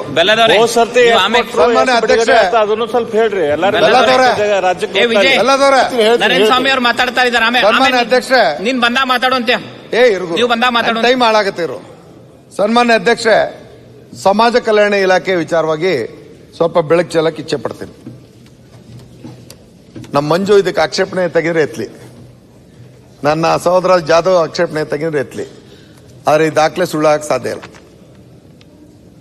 ಯಾವ ವರ್ಗವನ್ನು ಪ್ರತಿನಿಧಿಸೋದಕ್ಕೆ ನಾವು ಮೀಸಲಾತಿ ಆಧಾರದ ಮೇಲೆ ಇಲ್ಲಿಗೆ ಬಂದಿದ್ದೀವೋ, ಈ ಮನೆಯನ್ನ ಪ್ರತಿನಿಧಿಸ್ತಾ ಇದೀವೋ, ಇಲ್ಲೊಬ್ಬ ನನ್ನ ಸಹೋದರ ಕೂತಾನೆ. ಈ ಅಂಕಿ ಅಂಶಗಳನ್ನ ನಾವು ಯಾರು ಮರೆಯಂಗಿಲ್ಲ. ಯಾಕೆ ಅಂದ್ರೆ ಈ ವರ್ಗಕ್ಕೆ ಆಗ್ತಾ ಇರ್ತಕ್ಕಂಥ ಅನ್ಯಾಯನ ನಾವು ಪ್ರಶ್ನೆ ಮಾಡಿದ್ರೆ ಇನ್ಯಾರು ಪ್ರಶ್ನೆ ಮಾಡಬೇಕು? ಅಧ್ಯಕ್ಷ, 2013ರಿಂದ 2018ರವರೆಗೆ ಮಂಜೂರಾದ ಒಟ್ಟು ವಿದ್ಯಾರ್ಥಿ ನಿಲಯಗಳ ಸಂಖ್ಯೆ 183. ಅದೇ 19-20ರಿಂದ 22-23 ತನಕ ಮಂಜೂರಾದ ಸಂಖ್ಯೆ ಬರೀ 55. ಯಾವ ರೀತಿ ಪರಿಶಿಷ್ಟ ಜಾತಿ ಪರಿಶಿಷ್ಟ ಪಂಗಡಗಳನ್ನ ಇವರು ಪ್ರೋತ್ಸಾಹ ಮಾಡಿದ್ರು? ನಾನು ಬೇರೆ ಇನ್ನೇನು ಮಾತಾಡ್ತಾ ಇಲ್ಲ, ಈ ಅಂಕಿಅಂಶಗಳ ಮೇಲೆ ಮಾತಾಡ್ತಾ ಇದ್ದೀನಿ. ಈ ದಾಖಲೆ ಸುಳ್ಳಾದ್ರೆ ಯಾರು ಬೇಕಾದ್ರೂ ಪ್ರಶ್ನೆ ಮಾಡಿ ನನಗೆ. ನಾನು ಇಲಾಖೆಯಿಂದ ಪಡ್ಕೊಂಡಿರ್ತಕ್ಕಂಥ ಮಾಹಿತಿ. ಇದರ ನಂತರ ಪ್ರಯೋಜನ ಪಡೆದಂತ ವಿದ್ಯಾರ್ಥಿಗಳ ಸಂಖ್ಯೆ 18,300 ಹೊಸದಾಗಿ ಪ್ರಯೋಜನ ಪಡೆದಂತವರಾಗಿದ್ರು. ಯಾವತ್ತು 13ರಿಂದ 18ರವರೆಗೆ. ಆದ್ರೆ ಸ್ವಾಮಿ ಅವರೇ ಒಂದೇ ನಿಮಿಷ ಎಕ್ಸ್ಪ್ಲೈನ್ ಮಾಡ್ತೀನಿ. ನನ್ನ ಟೈಮ್ ಅವ್ರು ಮುಗಿಸ್ಲಿ ಬಿಡ್ರಿ. 13ರಿಂದ 18 ಈಗಲೂ ಬರ್ತೀನಿ. ಈಗಿಂದ ನೆಕ್ಸ್ಟ್ ಒಂದ್ ನಿಮಿಷ, ಈಗಿಂದ ನೆಕ್ಸ್ಟ್ ಕೊಡ್ತೀನಿ. ಆಲ್ರೆಡಿ 2 ವರ್ಷದಲ್ಲಿ 39,000 ಕೋಟಿ ಡೈವರ್ಟ್ ಆಗಿದೆ. ಮಾಡಬಾರ್ದು. 3ನೇ ಬಜೆಟ್ ದಲ್ಲಿ 39,000 ಕೋಟಿ ಡೈವರ್ಟ್ ಆಗಿದೆ. ಆಯ್ತು, ಮಾತಾಡ್ತೀನಿ. ಸ್ವಲ್ಪ ಧ್ವನಿ ಎತ್ತರಿ. ಅದಕ್ಕೆ ಬರ್ತೀನಿ ನಾನು. ಒಂದ್ ನಿಮಿಷ ಧ್ವನಿ ಎತ್ತರಿ. ಸ್ವಲ್ಪ ಫ್ಲೋ ಹಾಳು ಮಾಡ್ಬೇಡಿ. ರುಗುರು, ಪ್ರಯೋಜನ ಪಡೆದಂತ ವಿದ್ಯಾರ್ಥಿಗಳು, ಹೆಚ್ಚುವರಿ ವಿದ್ಯಾರ್ಥಿಗಳು ಸಿದ್ದರಾಮಯ್ಯ ಮೊದಲನೇ ಅವಧಿಯ ಸರ್ಕಾರದಲ್ಲಿ 18,300 ಜನ ವಿದ್ಯಾರ್ಥಿಗಳಿದ್ರೆ ಇವರ ಅವಧಿನಲ್ಲಿ ಏಕದಮ್ 5,500 ಜನ ವಿದ್ಯಾರ್ಥಿಗಳು. ಅಂದ್ರೆ ಹಾಗಾದ್ಮೇಲೆ ಅವ್ರ ಶೈಕ್ಷಣಿಕ ವ್ಯವಸ್ಥೆಗೆ ಜವಾಬ್ದಾರಿ ಯಾರು ಸ್ವಾಮಿ? 5 ವರ್ಷದಲ್ಲಿ 5 ವರ್ಷದ ಶೈಕ್ಷಣಿಕ ವ್ಯವಸ್ಥೆ SC ST ವರ್ಗಕ್ಕೆ ಈ ಮಟ್ಟಕ್ಕೆ ನಾನು ಹೇಳ್ತಾ ಇರ್ತಕ್ಕಂಥದ್ದು ಇದು 1/3 ಭಾಗನೂ ಇಲ್ಲ. ಅಷ್ಟು ಲೋಪ ಆದ್ಮೇಲೆ, ಮಂಜು ಒಂದ್ ನಿಮಿಷ ನಾವು ಮಾತಾಡೋಣ ಆಮೇಲೆ. ಇಷ್ಟು ಲೋಪ ಆದ್ಮೇಲೆ ಈ ವರ್ಗಕ್ಕಾದಂತ ಅನ್ಯಾಯನ ನಾನು ಪ್ರಶ್ನೆ ಮಾಡ್ಬೇಕಾ ಬೇಡವಾ? ಯಾರು ಹಾಗಾದ್ರೆ ಪರಿಶಿಷ್ಟ ಜಾತಿ ಪರಿಶಿಷ್ಟ ಪಂಗಡದ ಪರವಾಗಿದ್ದಾರೆ? ನೀವೇ ಹೇಳಿ. ಸಿದ್ದರಾಮಯ್ಯನವರು ಇದ್ದಾರಾ ಅಥವಾ ಹಿಂದಿದ್ದಂತ ಸರ್ಕಾರ ಇತ್ತ? ಅದ್ರ ಜೊತೆನಲ್ಲಿ ಮಂಜೂರಾದಂತ ಮೊರಾರ್ಜಿ ಶಾಲೆಗಳು, ಸ್ವಾಮಿ ನಮಗೆ ಸರ್ಕಾರಿ ಶಾಲೆಗಳು ಬಿಟ್ರೆ ಗತಿ ಇಲ್ಲ. ನಾವೇ ಎಲ್ಲ ಕಡೆ ಪರಿಶೀಲನೆಗೆ ಹೋಗಿದ್ವಿ. more than 50% in all the government schools SC STs are there. ಅದ್ರ ಇನ್ಫ್ರಾಸ್ಟ್ರಕ್ಚರ್ ಇಲ್ಲ. ಇಂಗ್ಲಿಷ್ ಮಾಧ್ಯಮ ಇಲ್ಲ, ನಾವು ಗುಣಮಟ್ಟ ಶಿಕ್ಷಣ ಪಡೆಯಕ್ಕಾಗ್ತಾ ಇಲ್ಲ. ಆದ್ರೆ ಮೊರಾರ್ಜಿ ಶಾಲೆಗಳನ್ನ ನಾವು ಸ್ಥಾಪನೆ ಮಾಡ್ತಾ ಇರೋ ಉದ್ದೇಶ ಗುಣಮಟ್ಟದ ಶಿಕ್ಷಣವನ್ನು ನೀಡಲಿಕ್ಕೆ. ಆ ಜಾಗದಲ್ಲಿ 247 ಮೊರಾರ್ಜಿ ಶಾಲೆಗಳನ್ನ ಕೊಟ್ಟದ್ದು ಸಿದ್ದರಾಮಯ್ಯ ನೇತೃತ್ವದ ಸರ್ಕಾರ. ಇವರು ಬರೀ 4 ಕೊಟ್ರಲ್ಲ, ಇದು ಸರಿನಾ? ಏನಾಗಬೇಕು ಈ ವರ್ಗದ ಜನ? 5 ವರ್ಷಗಳ ಕಾಲ ಒಂದು ಚೂರು ಬದಲಾವಣೆಗೆ ಇವರು ಜವಾಬ್ದಾರಿ ಇಲ್ಲ. ಆ ವರ್ಗದ ಬಗ್ಗೆ ಹಕ್ಕನ್ನು ಪ್ರತಿಪಾದನೆ ಮಾಡಕ್ಕೆ ಯಾರು ಕೊಟ್ರು ಇವ್ರಿಗೆ ಹಕ್ಕು? ನೈತಿಕತೆ ಎಲ್ಲಿದೆ ಇವ್ರಿಗೆ? ಇದರ ಜೊತೆಗೆ ಅವತ್ತು ಪ್ರಯೋಜನ ಪಡೆದಂತ ಹೆಚ್ಚುವರಿ ವಿದ್ಯಾರ್ಥಿಗಳ ಸಂಖ್ಯೆ ಎಷ್ಟಿತ್ತು ಅಂದ್ರೆ 61,750 ವಿದ್ಯಾರ್ಥಿಗಳು ಈ ಹೆಚ್ಚುವರಿ ಮೊರಾರ್ಜಿ ಶಾಲೆ ಕೊಟ್ಟದ್ರಿಂದ ಪಡೆದಿದ್ರೆ ಇವ್ರ ಟೈಮಲ್ಲಿ ಬರೀ 1000 ವಿದ್ಯಾರ್ಥಿಗಳು. ಸಾಕಾ? ಇದನ್ನ ನಾವು ಒಪ್ಕೊಂಡು ಇವ್ರಿಗೆ ನಾವು ಶಾಬಾಷಿಗೆ ಕೊಡ್ಬೇಕಾ, ಸಿದ್ದರಾಮಯ್ಯನವ್ರಿಗೆ ನಾವು ಬೆಂಬಲ ಕೊಡ್ಬೇಕಾ? ವಸತಿ ನಿಲಯದ ಕಟ್ಟಡಗಳು ನಮಗೆ ಮನೆಯಿಂದ ಹೋಗಕ್ಕಾಗಲ್ಲ.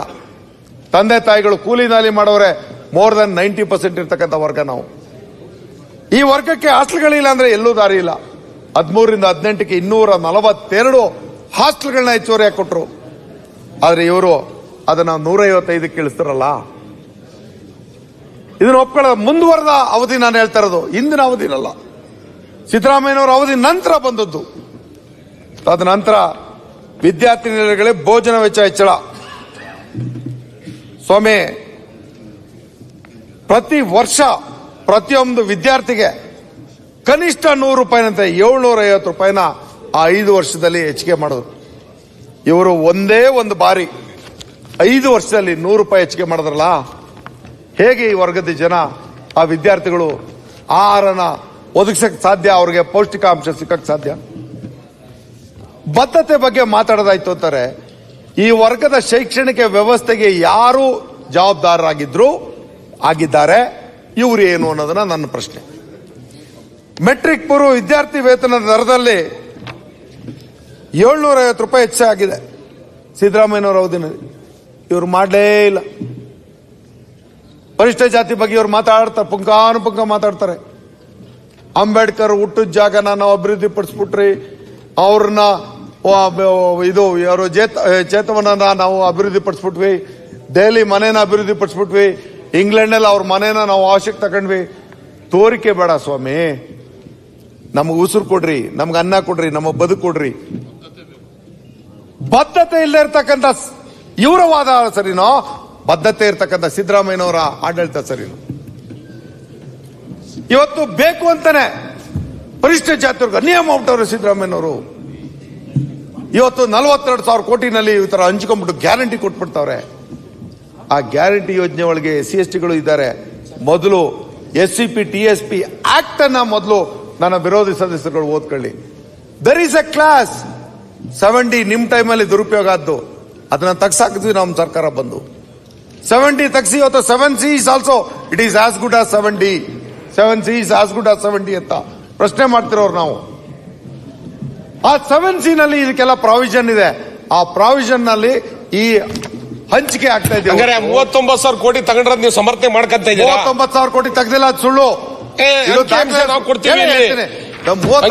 ನಮ್ಮ ಹತ್ರ ಇದೆ, ಯಾವ ಇಯರ್ ಅಲ್ಲಿ ಎಷ್ಟು ತಗೊಂಡಿದ್ದೀರ ಅಂತ ಹೇಳಿ ತಗೊಂಡ್ರಂತ ಸಮರ್ಥನೆ ಮಾಡ್ಕೊಂತೀರಾ ಅಷ್ಟೇ ಹೇಳಿ. ಸಮರ್ಥನೆ ಮಾಡೋದಕ್ಕಿಂತ ಮಂಜು, ಈ ವಿಚಾರದಲ್ಲಿ ಎಷ್ಟು ಕಠಿಣವಾಗಿರ್ತೀನಿ ಅಂತ ಗೊತ್ತು ನಿಂಗೆ. ಅಲ್ಲ, ನಾನು ಎಷ್ಟು ಕಠಿಣವಾಗಿರ್ತೀನಿ ನನ್ನ ಸಮಿತಿ ಸಭೆಗಳಲ್ಲಿ ನಾನು ಯಾವ ರೀತಿ ಅದು ನಿಮ್ ಬಾಯಲ್ಲಿ ಈ ರೀತಿ ಮಾತು ಬರ್ತಾ ಇದೆಯಲ್ಲ ಅಂತ ನನಗೆ. ನಾನು ಯಾವ್ದನ್ನು ಡಿಬೇಟ್ ಮಾಡಿ ಮಾತಾಡ್ತಿಲ್ಲ ನರೇಂದ್ರ ಸ್ವಾಮಣ್ಣ. ನಾನು ಹೇಳ್ತಾ ಇದ್ದೀನಿ. ಒಂದ್ ನಿಮಿಷ ನಿನ್ನ ಪರವಾಗಿ ಮಾತಾಡ್ತೀನಿ. ಸಮಿತಿಯಲ್ಲಿ ನಾನು ಒಬ್ಬ ಸದಸ್ಯನಾಗಿದ್ದೆ. ಇದರ ಬಗ್ಗೆ 15 ನಿಮಿಷನೂ ಆಗಿಲ್ಲ. ಇದರ ಬಗ್ಗೆ ಅಧಿಕಾರಿಗಳಿಗೆ ಬಹಳ ಚೆನ್ನಾಗಿ ನೀವು ಮಾತನಾಡಿ ಅವರಿಗೆ ಒಂದು ಬೆಂಡೆತ್ತಿರ್ತಕ್ಕಂಥದ್ದನ್ನು ನಾವು ನೋಡಿದೀವಿ. ಆದ್ರೆ ಇವತ್ತು ಸರ್ಕಾರದಲ್ಲಿ ನಮ್ಮ ಮನವಿ ಏನಂದ್ರೆ, ಇಂದಲವ್ರು ಹಂಗ್ ಮಾಡಿದ್ರು, ಮುಂದ್ ಹಿಂಗಾಗಿತ್ತು, ಅದ್ರ ಹಿಂದ್ ಹಿಂಗಾಗಿತ್ತು, ಸಲಹೆನೂ ಕೊಡ್ತೀನಿ. ಸದನಕ್ಕೆ ಕೈ ಮುಗಿದು ಅಂಕಿಅಂಶ ಕೊಟ್ಬಿಟ್ಟು ಸಲಹೆನೂ ಕೊಡ್ತೀನಿ. ಸ್ವಲ್ಪ ತಿರೋಣ.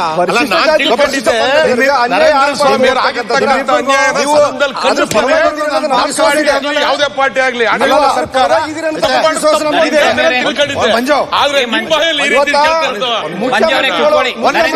ತಪ್ಪು ಮಾಡ್ತಾರ ನಾವು ಹೇಳಲ್ಲ, ನಾನು ಹೇಳ್ತೀನಿ. ನಾವು ಹೇಳಲ್ಲ.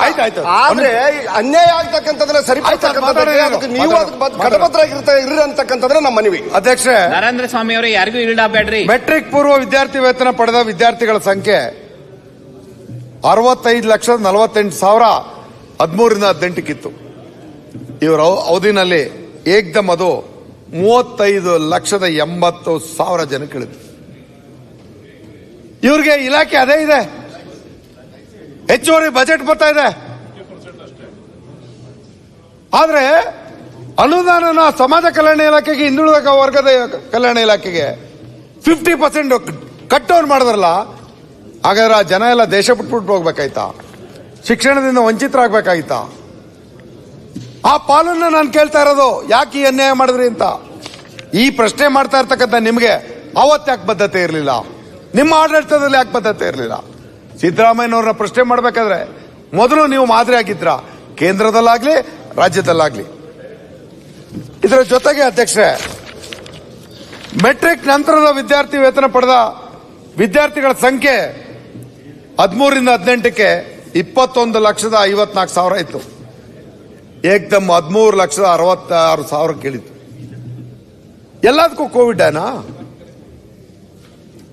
ಮೆಟ್ರಿಕ್ ನಂತರದ ಪ್ರೋತ್ಸಾಹಧನ ಪಡೆದ ವಿದ್ಯಾರ್ಥಿಗಳ ಸಂಖ್ಯೆ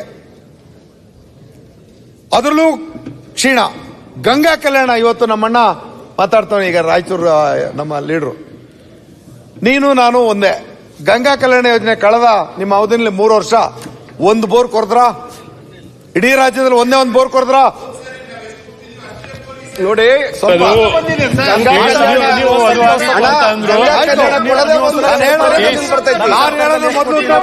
ಇದಕ್ಕೆ ಉತ್ತರ ಕಟ್ಕೊಳ್ಳಿ.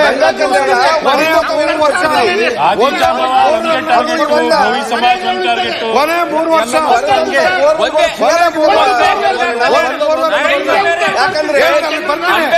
ಅಲ್ಲಿಗೆ ಬರ್ತೀನಿ. ಈಗ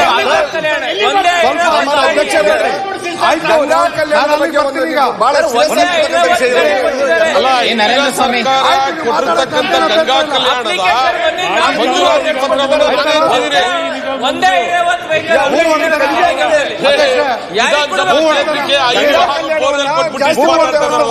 ಜಮೀನು 13ರಿಂದ 18ಕ್ಕೆ 8,013 ಎಕರೆ ನಾವು ಕೊಟ್ರೆ ಇವರು ಏಕ್ದಮ್ ಮತ್ತೆ ಅದು ಕಡಿಮೆ.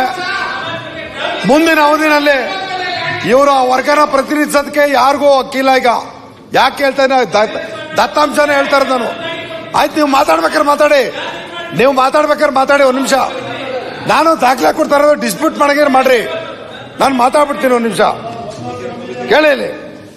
ಭೂ ಒಡೆತನ ಮುಂದಿನ ಅವಧಿನಲ್ಲಿ 5 ವರ್ಷಕ್ಕೆ ಬರೀ 7,576 ಎಕರೆ ಬರ್ತಿರಲ್ಲ. ಈ ವರ್ಗಕ್ಕೆ ನೀವು ಸಹಾಯ ಮಾಡೋರ? ನೀವು ಅಂಬೇಡ್ಕರ್ ಹೆಸರು ಉಪಯೋಗಿಸೋದಕ್ಕೆ ನಿಮ್ಗೆ ಯಾವ ರೀತಿಯಲ್ಲಿ ಅಧಿಕಾರ ಕೊಡ್ಬೇಕು? ನಾವು ಎಲ್ಲಿದೆ ನಿಮ್ಗೆ ನೈತಿಕತೆ? ಇದರ ಜೊತೆನಲ್ಲಿ ಅಧ್ಯಕ್ಷ, 13-14ನೇ ಸಾಲಿನಲ್ಲಿ ಇಂಜಿನಿಯರಿಂಗ್ ವೈದ್ಯಕೀಯ ವಿದ್ಯಾರ್ಥಿಗಳಿಗೆ ಪ್ರತಿ ಜಿಲ್ಲೆಯಲ್ಲಿಯೂ ಪುರುಷರಿಗೆ ಮತ್ತು ಮಹಿಳೆಯರಿಗೆ 100 ಸಂಖ್ಯಾಬಲದ ಪ್ರತಿ ಜಿಲ್ಲೆಯಲ್ಲಿ ನಡೆದು ಒಂದು ವಿದ್ಯಾರ್ಥಿನಿಯರಂತೆ 60 ವಿದ್ಯಾರ್ಥಿನಿಯರಿಗೆ ಮಂಜೂರು ಮಾಡಲಾಗಿತ್ತು. ಇದರಿಂದಾಗಿ 6,000 ಇಂಜಿನಿಯರಿಂಗ್ ಮತ್ತು ವೈದ್ಯಕೀಯ ವಿದ್ಯಾರ್ಥಿಗಳಿಗೆ ಸೌಲಭ್ಯ ನೀಡಿತು. ನೀವೆಷ್ಟು ಕೊಟ್ರಿ? ನರೇಂದ್ರ ಸ್ವಾಮಿ, ಹೆಂಗ್ ಟೀಕೆ 5 ನಿಮಿಷ 5 ನಿಮಿಷದಲ್ಲಿ ಮುಗಿಸಿ. 10 ನಿಮಿಷದಲ್ಲಿ ಮುಗಿಸಿ. ನೀವು ಎಷ್ಟು ಕೊಟ್ರಿ? ಹಾಗಾದ್ರೆ ಉನ್ನತ ಶಿಕ್ಷಣಕ್ಕೆ ಈ ವರ್ಗದ ಜನರಿಗೆ ನಿಮ್ಮ ಪ್ರೋತ್ಸಾಹ ಏನಿತ್ತು? Half an hour. ಇಲ್ಲ ಇದರ ಜವಾಬ್ದಾರಿನಲ್ಲಿ ನರ್ಸಿಂಗ್ ವಿದ್ಯಾರ್ಥಿನಿಯರಿಗಾಗಿ ಪ್ರತಿ ಜಿಲ್ಲೆಯಲ್ಲೂ 100 ಸಂಖ್ಯಾಬಲದ 30 ವಿದ್ಯಾರ್ಥಿನಿಲಯಗಳನ್ನ ನಿರ್ಮಾಣ ಮಾಡಿ 3,000 ವಿದ್ಯಾರ್ಥಿಗಳಿಗೆ ಅವಕಾಶ ಕೊಟ್ಟಿತ್ತು. ನೀವೆಷ್ಟು ಮಾಡಿದ್ರಿ? ಶೂನ್ಯನಾ? ಹಾಗಿದ್ಮೇಲೆ ಅವರು ಉನ್ನತ ಶಿಕ್ಷಣಕ್ಕೆ ಅವಕಾಶ ಬೇಡವಾ? 14-15ನೇ ಸಾಲಿನಲ್ಲಿ ವಿದ್ಯಾರ್ಥಿನಿಲಯ ಕೇಂದ್ರ ಸ್ಥಾನಗಳಲ್ಲಿ ಒಟ್ಟು 8 ಸ್ನಾತಕೋತ್ತರ ವಿದ್ಯಾರ್ಥಿನಿಲಯಗಳನ್ನ ಮಂಜೂರಿ ಮಾಡಿತ್ತು. ಪಿಜಿ ಸೆಂಟರ್ಗಳಲ್ಲಿ ಉನ್ನತ ಶಿಕ್ಷಣ ಸಚಿವರು, ಅವತ್ತಿನ ಉಪಮುಖ್ಯಮಂತ್ರಿಗಳು ನಮ್ಮ ವಿದ್ಯಾರ್ಥಿಗಳಿಗೆ ಗೈಡೇ ಇಲ್ಲ ಸ್ವಾಮಿ. ಇವ್ರ ಟೈಮ್ನಲ್ಲಿ ನೇಮಕಾತಿ ನಡೆದಿಲ್ಲ. ಇವತ್ತು ಕೂತ್ಕೊಂಡು ವಿಶ್ವವಿದ್ಯಾಲಯದ ಬಗ್ಗೆ ನಮ್ಗೆ ಹೇಳ್ತಾರೆ. ನಮ್ಮ ಮಕ್ಕಳಿಗೆ ಒಂದೇ ಒಂದು PhD ಮಾಡೋದಕ್ಕೆ ಗೈಡ್ ಸಿಗ್ತಾ ಇಲ್ಲ. ಇಡೀ ರಾಜ್ಯದಲ್ಲಿ PhD ಗೈಡ್ ಸಿಗ್ತಾ ಇಲ್ಲ. ಯೂನಿವರ್ಸಿಟಿ ಹಾಕ್ಬೇಕು. ಇದ್ದಂತ ಯೂನಿವರ್ಸಿಟಿಗಳನ್ನ ನಡೆಸಕ್ಕಾಗ್ತಿಲ್ಲ. SC ST ವಿದ್ಯಾರ್ಥಿಗಳಿಗೆ ಯಾವನಾರು ಒಬ್ಬ PhD ಮಾಡ್ತಾರೋ ಗೈಡ್ ಸಿಕ್ಕಿದ್ರೆ ಅಂತ ಹೇಳಿ ನಾವೇ ಸಮಿತಿಯಲ್ಲಿ ಪರಿಶೀಲನೆ ಮಾಡಿದ್ವಿ. ಹೇಳು ಮಂಜು, ಇದು ಕೂತ್ರನ ನಿಜವಾ ಸುಳ್ಳ? ಇದು ಯಾರು ಕಾರಣ ಇದಕ್ಕೆ? ಈಗ ಅದಕ್ಕೆ ಪ್ರೋತ್ಸಾಹ ಕೊಟ್ಕೊಂಡು ಪ್ರತಿಯೊಂದು ವಿಶ್ವವಿದ್ಯಾಲಯದಲ್ಲಿ ಇವತ್ತು ನೇಮಕಾತಿಗೆ ಅವಕಾಶ ಮಾಡ್ತಾ ಇರೋದು, ಕಾಲೇಜುಗಳಲ್ಲಿ ಶಿಕ್ಷಕರನ್ನ ನೇಮಕಾತಿ ಮಾಡ್ತಾ ಇರೋದು, ಶಾಲೆಗಳಲ್ಲಿ ಇವತ್ತು ಶಿಕ್ಷಕರನ್ನ ನೇಮಕಾತಿ ಮಾಡ್ತಾ ಇರೋದು, ಗೌರವಧನ ಹೆಚ್ಚಿರ್ತಕ್ಕಂಥದ್ದು ಸಿದ್ದರಾಮಯ್ಯ ನೇತೃತ್ವದ ಕಾಂಗ್ರೆಸ್ ಸರ್ಕಾರ. ಇದು ತಪ್ಪ? ಗ್ಯಾರಂಟಿ ದುಡ್ಡು ಕೊಟ್ಟಿದ್ದಾಗಿದ್ರೆ ಇಲ್ಲಿಗೆಲ್ಲ ಹಣ ಹೆಂಗ್ ಬರ್ತಿತ್ತು? ನೀವು ಸಭಾಧ್ಯಕ್ಷರೇ, ಟೀಕೆ ಮಾಡೋದಕ್ಕೆ ಏನಾರು ಮಾಡಿ, ಆದ್ರೆ ಪದೇ ಪದೇ ಅವರು ನನ್ನನ್ನು ಉಲ್ಲೇಖಿಸಿ ಮಾತಾಡಿದ್ದಾರೆ. ಹಿಂದುಳಿದ ವರ್ಗದ ಹಾಗಾಗಿ ಪರಿಶಿಷ್ಟ ನಾನು ಜಾತಿಯ ಒಂದಷ್ಟು ಸ್ಪಷ್ಟೀಕರಣ ಮಾಡಲಿಕ್ಕೆ ಪರವಾಗಿ ಇಷ್ಟಪಡ್ತೀನಿ. ಉನ್ನತ ಶಿಕ್ಷಣಕ್ಕೆ ಅವ್ರು ಮುಗಿಲ್ರಿ ಅಲ್ಲ, ಮಧ್ಯದಲ್ಲಿ ಹೇಳಿದ್ದಾರೆ. ತಾವು ದಯವಿಟ್ಟು ಉನ್ನತ ಕೂತ್ಕೊಳ್ಳಿ. ಶಿಕ್ಷಣಕ್ಕೆ ಅಶ್ವಥ್ ನಾರಾಯಣ ಅವರೇ, ತಾವು ದಯವಿಟ್ಟು ಕೂತ್ಕೊಳ್ಳಿ. ಅವರು ಮುಕ್ತಾಯಕ್ಕೆ ಬಂದಿದ್ದಾರೆ. ಉನ್ನತ ಶಿಕ್ಷಣಕ್ಕೆ ನಮ್ಮ ಕಾಲದಲ್ಲಿ ಇವತ್ತೇನು ಪರಿಶಿಷ್ಟ ಜಾತಿ ಮತ್ತು ಪಂಗಡಕ್ಕೆ ಹಿಂದುಳಿದ ವರ್ಗಕ್ಕೆ ಸೇರಿದಂತ ವಿದ್ಯಾರ್ಥಿಗಳು ಅತಿ ಹೆಚ್ಚಿನ ಸಂಖ್ಯೆಯಲ್ಲಿ ಸರ್ಕಾರಿ ಕಾಲೇಜಿನಲ್ಲಿ ಓದ್ತಿದ್ದಾರೆ. ಇಂಥ ಓದ್ತಿರೋ ವಿದ್ಯಾರ್ಥಿಗಳಿಗೆ ಏನಾರು ಒಂದು ಮಾನ್ಯತೆ, ಅಕ್ರಿಡೇಷನ್ ನಮ್ಮ ಕಾಲದಲ್ಲಿ 85% ಅಕ್ರಿಡೇಷನ್ ಅನ್ನು ಮಾಡಿಸಿ ಪ್ರತಿಯೊಂದು ಕಾಲೇಜಲ್ಲೂ ಒಂದೇ ಒಂದು ಶಿಕ್ಷಕರ ಕೊರತೆ ಇಲ್ದೇನೆ ಗುಣಮಟ್ಟದ ಶಿಕ್ಷಣ ಏನಾರ 77 ವರ್ಷದಲ್ಲಿ ಸ್ವಾತಂತ್ರ್ಯ ಬಂದ ನಂತರ ಕಾಲದಲ್ಲಿ ಏನಾರು ಗುಣಮಟ್ಟದ ಶಿಕ್ಷಣ ಏನಾರು ಭಾರತೀಯ ಜನತಾ ಪಾರ್ಟಿಯ ಇವತ್ತು ನಿಮ್ಮ ಸವಾಲಾಗ್ತೀವಿ. ನೀವು ಆ ಮಟ್ಟದಲ್ಲಿ ಶಿಕ್ಷಣವನ್ನ ಅಂಕಿಅಂಶ ತಗೊಂಡು ಮಾತಾಡಿ ನರೇಂದ್ರ ಸ್ವಾಮಿ. ಬರೀ ಈಗ ಅಂಕಿಅಂಶ ಇಟ್ಕೊಂಡು ಯಾವ ರೀತಿ ಗುಣಮಟ್ಟ ಇಟ್ಕೊಂಡಿದ್ದೀವಿ. ಇವ್ರ ಕಾಲದಲ್ಲಿ ವಿಶ್ವವಿದ್ಯಾನಿಲಯದಲ್ಲಿ ಭ್ರಷ್ಟಾಚಾರದ ಮೇಲೆ ನೇಮಕಾತಿ ಆಗುತ್ತೆ. ಯಾರು ಪ್ರೊಫೆಸರ್, ಅಸಿಸ್ಟೆಂಟ್ ಪ್ರೊಫೆಸರ್ ಭ್ರಷ್ಟಾಚಾರದ ಮೇಲೆ ನೇಮಕಾತಿ ಆಗುತ್ತೆ. ಅದಕ್ಕಾಗಿ ಸ್ಪೆಷಲ್ ಸ್ಟ್ಯಾಚ್ಯೂಟ್ ತರ್ತೀವಿ. ಆ ಸ್ಪೆಷಲ್ ಸ್ಟ್ಯಾಚ್ಯೂಟ್ ನಲ್ಲಿ ಪಾರದರ್ಶಕವಾಗಿ ಹಣ ಇಲ್ಲದೆ 50 ಲಕ್ಷ 1 ಕೋಟಿ ಈ ಕಾಲದಲ್ಲಿ ನಿಮ್ಮಲ್ಲಿ ಹಣ ಉಳಿತಾರಲ್ಲ, ಆ ರೀತಿ ಹಣ ಉಳಿಲಿಕ್ಕೆ ಅವಕಾಶವನ್ನು ಮಾಡಿಕೊಡದೆ ಬಹಳ ಸ್ಪಷ್ಟವಾಗಿ ಪಾರದರ್ಶಕವಾಗಿ ವ್ಯವಸ್ಥೆಯನ್ನು ನಿರ್ಮಾಣ ಮಾಡಿಕೊಟ್ಟಿದ್ವಿ. ಹಾಗಾಗಿ ನಿಮಗೆ ಏನಾದ್ರು ಉನ್ನತ ಶಿಕ್ಷಣದ ಬಗ್ಗೆ ಮಾತಾಡ್ಬೇಕಾದ್ರೆ ನಾನು ಮಾತಾಡ್ತೀನಿ, ಬೇಕಾದ್ರೆ ಚರ್ಚೆಗೆ ಅವಕಾಶ ತಗೊಳ್ಳಿ. ಯಾವ ರೀತಿ ಅಂಕಿಅಂಶ ಅಲ್ಲ, ನಿಮ್ಮ ಸ್ಕಾಲರ್ಶಿಪ್ ಹಣ ಯಾರಿಗೆ ಕೊಡ್ತಿದ್ದಾರೆ ಅಂತ ಗೊತ್ತಿರಲಿಲ್ಲ, ಯಾರಿಗೆ ಕೊಡ್ತಿದ್ದಾರೆ ಅಂತ ಗೊತ್ತಿಲ್ಲ. ಅದಕ್ಕೆ ಆಧಾರ್ಗೆ ಟ್ಯಾಗ್ ಮಾಡಿ ಬಹಳ ಸ್ಪಷ್ಟವಾಗಿ ಆ ವಿದ್ಯಾರ್ಥಿಯ ಖಾತೆಗೆ ನೇರವಾಗಿ ಹೋಗಂಗ್ ಮಾಡಿಕೊಟ್ಟಿದೀವಿ. ನಾವು ಬರೋ ಮುಂಚೆ ಹೋಗ್ತಿತ್ತ ನೇರವಾಗಿ ವಿದ್ಯಾರ್ಥಿ ಹೋಗ್ತಿತ್ತ ಹಣ ವಿದ್ಯಾರ್ಥಿಯ ಖಾತೆಗೆ, ವಿದ್ಯಾರ್ಥಿಯ ಅಕೌಂಟಿಗೆ ಹಣ ಹೋಗ್ಲಿಕ್ಕೆ ಇವ್ರು ಬರೋ ಮುಂಚೆ ಹಣ ವರ್ಗಾವಣೆ ಯಾರಿಗೆ ಸಲ್ತಿತ್ತು, ಯಾರು ನುಂಗ್ತಿದ್ರು, ಯಾರಿಗೆ ಹೋಗ್ತಿದ್ರು, ಯಾರು ಬಳಕೆ ಮಾಡ್ತಿದ್ರು, ನಿಜವಾದ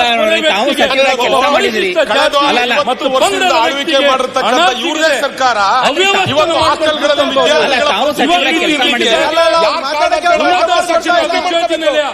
ಚಾಮರಾಜನಗರ ಜಿಲ್ಲೆ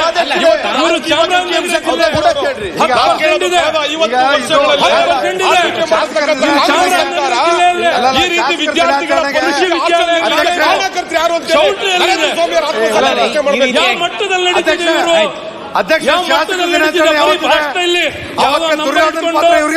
ಏನ್ ಗುಣಮಟ್ಟ ಕೊಟ್ಟಿದ್ದೀವಿ,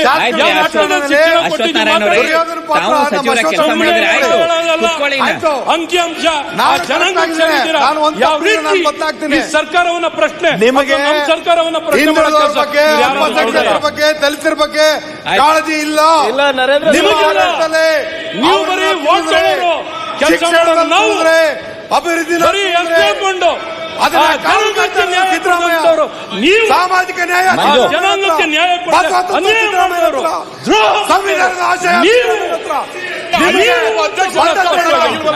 ಟೀಕೆ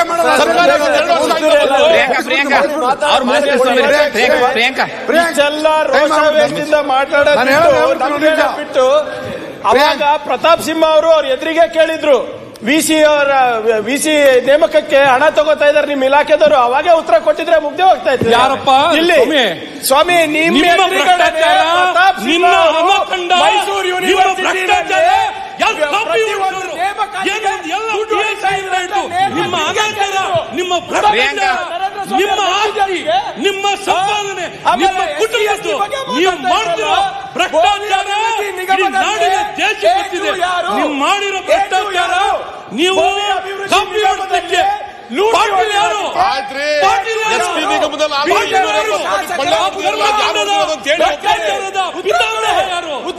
ಪಿತಾಮಹ ಯಾರು?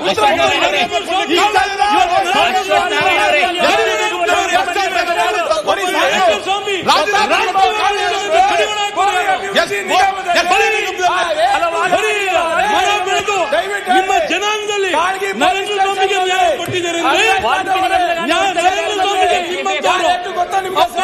ಅಪ್ಪ ಮಕ್ಕಳು ಅಪ್ಪ ಮಕ್ಕಳು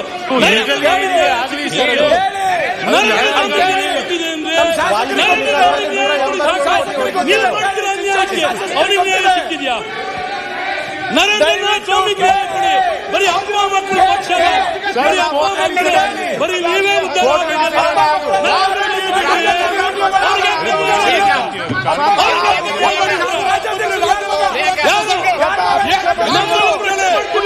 ನಮ್ಮನ್ನು ಪ್ರಶ್ನೆ ಮಾಡ್ತೀರಿ, ನಿಮ್ಮನ್ನೆಲ್ಲ ನಮಗೆ ಪ್ರಶ್ನೆ ಮಾಡ್ತೀರಿ.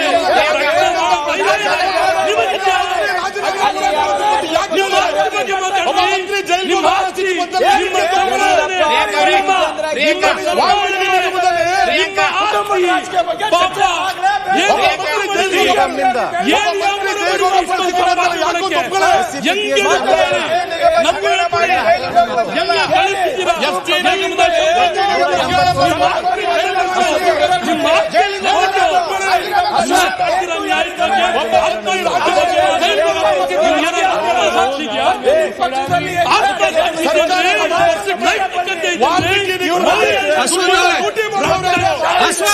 ಏನ್ ಮಾಡ್ತಿದ್ದೀರಾ? ಅಶ್ವಥ್ ಏನ್ ಮಾತಾಡ್ತೀರ ನೀವು?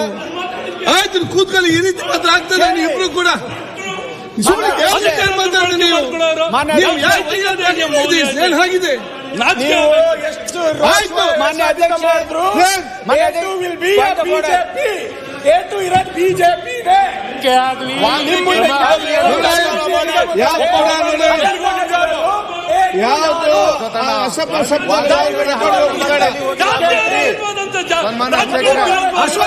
ನಮ್ಮ ಉದ್ದೇಶ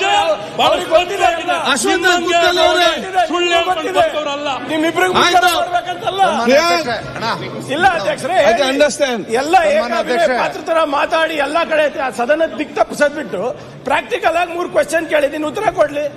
ಸುತ್ತಿ ಯಾವ ಪ್ರಾಕ್ಟಿಕಲ್ ಬೇಕಪ್ಪ? ನಮ್ದು ನಿಮ್ಮ ಮುಖ್ಯ ಅಷ್ಟೇ. ಪ್ರತಾಪ್ ಸಿಂಹ ಅವ್ರ ಮುಂದೆ ಮಾತಾಡಿದ್ರೆ ಪ್ರತಾಪ್ ಸಿಂಹ ಅವ್ರು ನಿಮ್ ನೇಮಕಾತಿಯಲ್ಲಿ ಯಾರು ನೇಮಕಾತಿಗೆ ಅವ್ರಿಗೆ ಆಧಾರ ಇದೆಯಾ? ಹೋಗಿ ಪ್ರತಾಪ್ ಸಿಂಹನ ಕೇಳಿ, ಆಧಾರ ಕೊಡ್ಬೇಕು ತಾನೆ. ಯಾರೋ ನಿಮಗೆ ಮಾತಾಡ್ತಾರೆ, ನಿಮಗೆ ಬಾಯಿ ಬಂದು ಮಾತಾಡೋರು ಇರ್ತಾರೆ. ಪ್ರತಾಪ್ ಸಿಂಹ ಹೇಳಿದ್ದಾರೆ ಇವ್ರು ಮುಖ್ಯಮಂತ್ರಿ ಮುಖ್ಯಮಂತ್ರಿ ಪ್ರಶ್ನೆ ಅದಕ್ಕೆ ಹೇಳ್ತೀರಾ?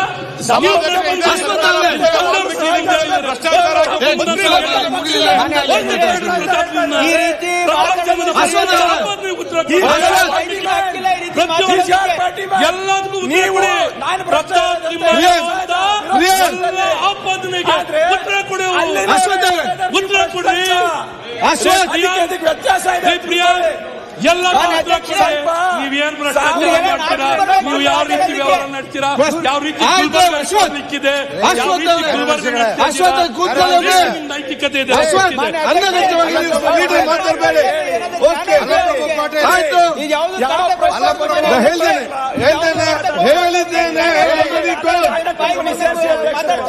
ಯಾವುದು ಕೂಡ ಮಾಡಿ. ಆಯ್ತು ಬೇಡ ಮತ್ತೆ ಆಯ್ತು ಆಯ್ತು ರಾಮಲಿಂಗಾರೆಡ್ಡಿ ಅವರ ಆಯ್ತು ರಾಮಲಿಂಗಾರೆಡ್ಡಿ ಅವರೇ, ನರೇಂದ್ರ ಸ್ವಾಮಿ ಮುಗಿಸ್ರಿ ಬೇಗ. 10 ನಿಮಿಷ ಮುಗಿಸ್ತೇನೆ. ಈಗ ಯಾವುದೇ ಸಂಬಂಧ ಕೂಡ ರೆಕಾರ್ಡ್ ತೆಗೀರಿ. ಆಯ್ತು ಇರ್ಲಿ ಸರ್, ಏನಾದ್ರು ಇತಿಹಾಸದಲ್ಲಿ ಪುಟದಲ್ಲಿ ತೆಗ್ದಾಗ ನೋಡಿದಾಗ ಗೊತ್ತಾಗ್ಲಿ ಏನಿದೆ ಅಂತ. ನೀವು ಯಾಕೆ ಯಶವಂತ ಈಗ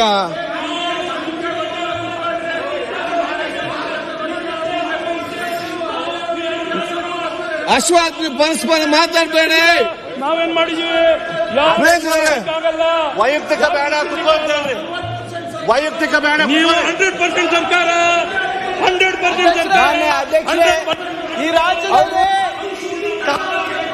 ಈಗಿನ ಅಶ್ವಥ್, ಪ್ರಿಯಾಂಕ್ ಅವರೇ, ಪ್ರಿಯಾಂಕಾ, ಸುಧಾಕರ್ ಆಯ್ತು. ಈಗ ಬಂದು ನಿಮ್ಗೆ ಏನಂತ ಗೊತ್ತಿಲ್ಲ, ಎದ್ದು ಬಂದು ಮಾತಾಡ್ತಾ ಅಂತ ಹೇಳಿದ್ರೆ ಅಲ್ಲ ಅಧ್ಯಕ್ಷರೇ,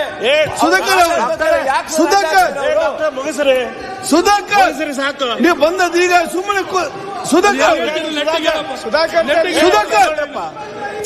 ಸುಧಾಕರ್ ಕೂತ್ಕೊಳ್ಳ ಮುಗಿಸ್ರಿ ಸಾಕು, ಮುಗಿಸ್ರಿ ಸಾಕು. ಏನು ಕಾಸ್ಕೋ ವಿಶ್ವವಿದ್ಯಾನಿಲಯ ಕೊಡಬಾರ್ದ? ಸುಧಾಕರ್ ಅವರೇ, ಇವತ್ತು ನೀವು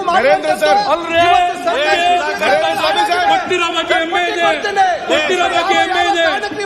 ಯಾವ ಉದ್ದೇಶಕ್ಕೆ, ಯಾವ ಉದ್ದೇಶಕ್ಕೆ, ಅವಶ್ಯಕತೆ ಏನು ಮಾಡಬೇಕು ಅಂತ ನಿಮಗೆ ಇದೆಯಾ? ಸುಧಾಕರ್ ಅವರೇ, ನಿಮ್ಮ ಮಗ ಓದೋದು, ಶಿಕ್ಷಣವನ್ನ ನಿಮ್ಮ ಮಗ ಓದ್ತಾರ್ರಿ? ಯಾವ ಕಾಲೇಜಿನಲ್ಲಿ ಓದ್ತಾರ್ರಿ? ಗೌರ್ಮೆಂಟ್ ಕಾಲೇಜಿನಲ್ಲಿ ಓದಿದ್ದೀರಾ? ಗೌರ್ಮೆಂಟ್ ಕಾಲೇಜಿನಲ್ಲಿ ಓದಿದ್ದೀರಾ? ನೀವು ಮಾತಾಡ್ತೀರಿ? ನಿಮ್ಮ ಯಾವ ನೈತಿಕತೆ ಇದೆ? ನಿಮ್ಮ ಮಕ್ಕಳು ಓದಿದ್ರೆ, ನಿಮ್ಮ ಮಕ್ಕಳು ಓದಿದ್ರೆ ಗೌರ್ಮೆಂಟ್ ಬಗ್ಗೆ ಮಾತಾಡಿ. ನಿಮ್ಮ ನೈತಿಕತೆ ಸುಮ್ಮನೆ ಮಾತಾಡೋದಲ್ಲ. ಮಾತಾಡೋದು ಏನಾಗತ್ತೆ ಅಧ್ಯಕ್ಷ? ನಾನು ಬೇಗ ಮುಗಿಸಿ ನೋಡಿ.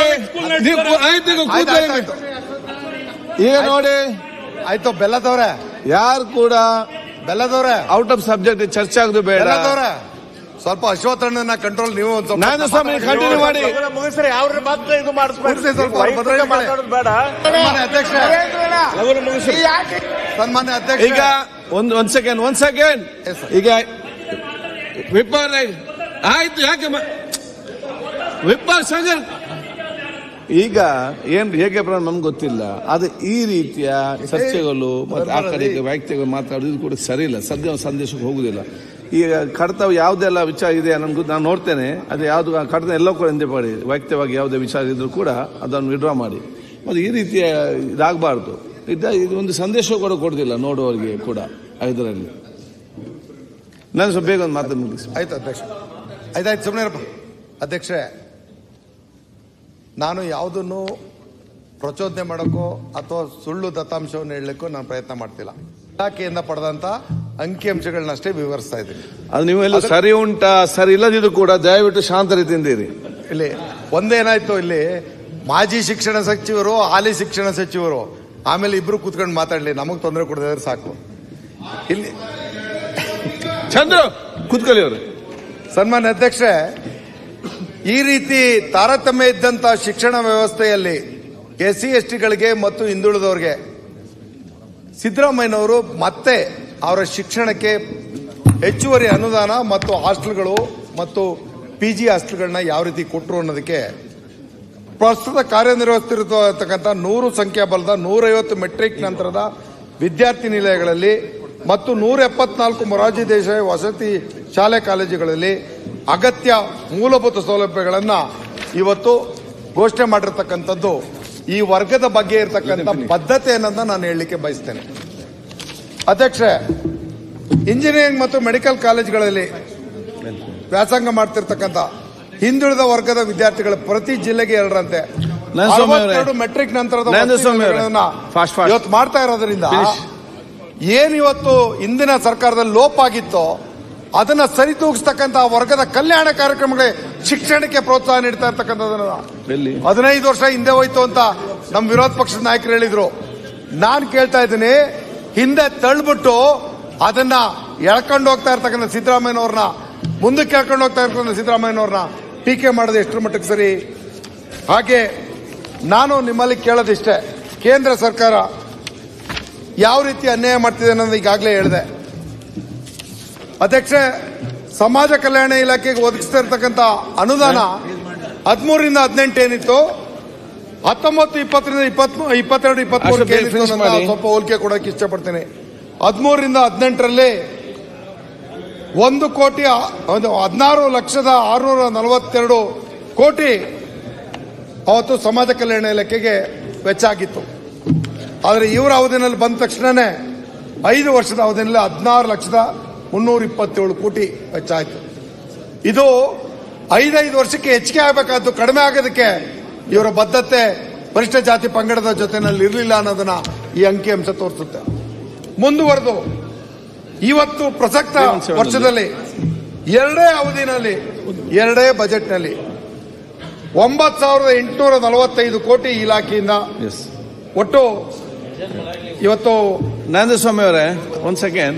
ಈಗ 317 ಅಲ್ಲಿ ಕಲ್ಯಾಣ ಕರ್ನಾಟಕ ಒಂದು ನಮ್ಮ ಕರೆದಿದ್ದಾರೆ, ಅದು ಹೋಗಿ ಬಂದು ಸೇರ್ಕೊಳ್ಬಹುದು ಮಾತಾಡ್ಲಿಕ್ಕೆ. ನಾನು ಆದಷ್ಟು ಬೇಗ ಫಿನಿಶ್ ಮಾಡಿ. ಎಷ್ಟು ಟೈಮ್ ಬೇಕು ಫಿನಿಶ್? 5 ನಿಮಿಷ ಮುಗಿಸ್ತೇವೆ. ಓಕೆ ಅಧ್ಯಕ್ಷೆ, ಸ್ವಲ್ಪ ಹಣ ಶಿವಲಿಂಗಣ. ಅಧ್ಯಕ್ಷೆ, ಇವತ್ತು 19-20 ಸಾಲಿನಲ್ಲಿ ಇವತ್ತು SC/ST ಗಳಿಗೆ ಅದು ಕಲ್ಯಾಣ ಇಲಾಖೆ ಮುಖಾಂತರ ಇವ್ರು ನೀಡಿದಂತ ಅನುದಾನ ಕಳೆದ 5 ವರ್ಷದಲ್ಲಿ ಅದರ ಹಿಂದಿನ 5 ವರ್ಷಕ್ಕಿಂತ ಕಡಿಮೆ ಆಯಿತು ಅನ್ನೋದನ್ನ ನಾನು ಅಂಕಿಅಂಶದ ಮುಖಾಂತರ ಹೇಳಿದೆ. ತದನಂತರ ಇವತ್ತು 24-25ರಲ್ಲಿ ಮತ್ತು ಅದರ ಅಂತ್ಯಕ್ಕೆ ಇವತ್ತಿನ ತನಕ 2 ವರ್ಷದ 2 ಬಜೆಟ್ನಲ್ಲಿ ಅಂದ್ರೆ 1.5 ವರ್ಷದಲ್ಲಿ ಬಿಡುಗಡೆ ಮಾಡಿರ್ತಕ್ಕಂಥದ್ದು 10,534 ಕೋಟಿ, ಖರ್ಚಾಗಿರ್ತಕ್ಕಂಥ 9,845 ಕೋಟಿ. ಎರಡೇ ಬಜೆಟ್ಗೆ ನೀವು 5 ವರ್ಷಕ್ಕೆ 16,000 ಮಾಡಿದ್ರಿ. ಟೀಕೆ ಮಾಡ್ತೀರಿ SC/STಗಳ ವಿರುದ್ಧವಾಗಿ ಈ ಸರ್ಕಾರ ಇದೆ, ಕಲ್ಯಾಣ ಕಾರ್ಯಕ್ರಮಗಳ ದುಡ್ಡು ಕೊಡ್ತಾ ಇಲ್ಲ, ಗ್ಯಾರಂಟಿಗೆ ಉಪಯೋಗಿಸ್ಕೊಂಡ್ಬಿಟ್ಟಿದ್ರಿಂದ. ಹೌದು, ಗ್ಯಾರಂಟಿಗೆ ಉಪಯೋಗಿಸಕ್ಕೆ ಆಕ್ಟ್ ಅಲ್ಲಿ ಪ್ರಾವಿಷನ್ ಇದೆ. ಆಕ್ಟ್ ಅನ್ನ ತಿರುಚಿ ಮಾತಾಡಕ್ ಆಗಲ್ಲ. ಅದರ ಜೊತೆನಲ್ಲಿ SC/ST ಮತ್ತು TSP ಅನುದಾನ ಹಂಚಿಕೆ ವಿವರ 13ರಿಂದ 18 ತನಕ 80,604 ಕೋಟಿ ಇವರ ಅವಧಿನಲ್ಲಿ ಅದು ಬರೀ 1,05,870 ಕೋಟಿಗೆ ಬಂತು. ಇವತ್ತು 2 ವರ್ಷದಲ್ಲಿ ಈ SC/ST ಮತ್ತು TSP ಇನ್ನು ಬೇರೆಯವ್ರು ಮಾತಾಡೋರು 2 ಬಜೆಟ್ನಲ್ಲಿ 63,231 ಕೋಟಿ 5 ಮಿನಿಟ್ಸ್ ಅಲ್ಲಿ ಮುಗಿಸಂತ ಹೇಳಿದ್ದಾರೆ, ಮುಗಿಸ್ತಾರೆ. ನಮ್ಮ ನಾಯಕರು ಮಾತಾಡೋದು ಟೈಮ್ ಕಟ್ ಮಾಡಬೇಡ್ರಿ. ಇಲ್ಲ, ಯಾರು ಕಟ್ ಮಾಡಿ? ಮುಖ್ಯಮಂತ್ರಿಗಳು ಬಂದ್ರು, ಕಟ್ ಮಾಡಬೇಡ್ರಿ. ನಾನು ಯಾವ್ದಕ್ಕೆ ಸ್ಟಿಕನ್ ಆಗಿದ್ದೀನಿ ಅಂತಂದ್ರೆ, ಆಯ್ತು, SC/STಗಳಿಗೆ ಈ ಸರ್ಕಾರ ಅನ್ಯಾಯ ಮಾಡ್ತಿದೆ ಅಂತ ಎಲ್ಲರೂ ಮಾತಾಡಿದ್ರು. ನಾನು ಅಂಕಿಅಂಶಗಳನ್ನ ಪಡ್ಕೊಂಡ್ ಬಂದದ್ದು ಇದು ಸುಳ್ಳು ಅಂತ ಹೇಳೋದಕ್ಕೆ. ರಾಜ್ಯಪಾಲರ ಭಾಷಣ ಸುಳ್ಳು ಅಂದ್ರು, ಸಿದ್ದರಾಮಯ್ಯನವರ ಬಜೆಟ್ನ ಸುಳ್ಳು ಅಂದ್ರು, ದಲಿತರ ಬಗ್ಗೆ ಹಿಂದುಳಿದವರ ಬಗ್ಗೆ ಮೋಸ ಅಂದ್ರು, ಇವೆಲ್ಲ ಕಣ್ಣೊರ್ಸ ತಂತ್ರ ಅಂದ್ರು. ಅಭಿವೃದ್ಧಿ ಜೊತೆಗೆ ಈ ಒಂದು ಕಲ್ಯಾಣ ಕಾರ್ಯಕ್ರಮಗಳನ್ನ ನೀಡ್ತಾ ಇರ್ತಕ್ಕಂಥ ಸಿದ್ದರಾಮಯ್ಯನವ್ರನ್ನ ಬರೀ ಟೀಕೆ ಮಾಡೋದ್ರ ಬದಲು ಒಳಗೋಗಿ ನೋಡಿ ಸ್ವಾಮಿ ಸತ್ಯನ. ಆ ಹೂರಣನ ದಯವಿಟ್ಟು ಅರ್ಥ ಮಾಡ್ಕೊಳ್ಳಿ. ಎಲ್ಲ ವರ್ಗದ ಕಲ್ಯಾಣ ಕಾರ್ಯಕ್ರಮಗಳನ್ನ ಕೊಟ್ಟಂತ ಸಿದ್ದರಾಮಯ್ಯನವ್ರನ್ನ ಹೊಗಳೋದಲ್ಲ, ಅವರ ಬದ್ಧತೆನ ನಾನು ಶ್ಲಾಘಿಸ್ತಿರೋದು. ಅವರಲ್ಲಿ ಇರ್ತಕ್ಕಂಥ ಇಚ್ಛಾಶಕ್ತಿ ನಿಮ್ಗೆ ಹಾಕಿರ್ಲಿಲ್ಲ. ಇದ್ರ ಜೊತೆನಲ್ಲಿ ಅಧ್ಯಕ್ಷೆ, ಈಗ ಮತ್ತೆ ನಮಗೆ ಹೊಸ ಕಟ್ಟಡಗಳ ಮಂಜೂರತೆ ನಮ್ಮ ಹಾಸ್ಟೆಲ್ಗಳಿಗೆ ನಮಗೆ ಸಮಾಜ ಕಲ್ಯಾಣ ಇಲಾಖೆ ಮುಖಾಂತರ, ಹಿಂದುಳಿದ ವರ್ಗದ ಮುಖಾಂತರ ತನ್ನಷ್ಟಕ್ಕೆ ತಾನೇ ಪ್ರಾರಂಭ ಆಯಿತು. ಕುಂಠಿತ ಆಗಿದ್ದದ್ದು ಇವರ ಅವಧಿನಲ್ಲಿ. ಇವೆಲ್ಲನೂ ಇನ್ನೂ ಮಾತಾಡಕ್ಕೆ ಬಹಳಷ್ಟಿದೆ. ಕೇಂದ್ರ ಸರ್ಕಾರ ಇವತ್ತು 50 ಲಕ್ಷ ಕೋಟಿ ಬಜೆಟ್ ದಯಮಾಡಿ ಹೇಳಿ ಸ್ವಾಮಿ, ಅಲ್ಲಿ SC/STಗಳಿಗೆ ನೀವು ಎಷ್ಟು ಅನುದಾನ ಇಟ್ಟಿದ್ರೆ? It is not even 5%. ಆಯ್ತು, 5% ಹಿಡಿದ ಇರ್ತಕ್ಕಂಥವ್ರು 24.1% ಈ ವರ್ಗದ ಕಲ್ಯಾಣಕ್ಕೆ ಕಾಯ್ದೆ ಮುಖಾಂತರ ಕೊಟ್ಟಿರ್ತಕ್ಕಂಥ 2ನೇ ರಾಜ್ಯ ಕರ್ನಾಟಕ, ಅದು ಸಿದ್ದರಾಮಯ್ಯ ನೇತೃತ್ವದ ಸರ್ಕಾರ. ಇಂಥ ಒಂದು ಬದ್ಧತೆ ಇರ್ತಕ್ಕಂಥ ಮುಖ್ಯಮಂತ್ರಿಗಳನ್ನ ನೀವು ಲಘುವಾಗಿ ಮಾತಾಡಿದ್ರಲ್ಲ. ನಾನು ಆ ವರ್ಗದ ಪ್ರತಿನಿಧಿಯಾಗಿ ಇಲ್ಲೂ ಸಾಕಷ್ಟು ಬದಲಾವಣೆಗಳು ನನಗೆ ಇನ್ನೂ ನಾನು ಸಲಹೆ ಕೊಡೋದಿದೆ, ಸರ್ಕಾರಕ್ಕೂ ಸಲಹೆ ಕೊಡೋದಿದೆ.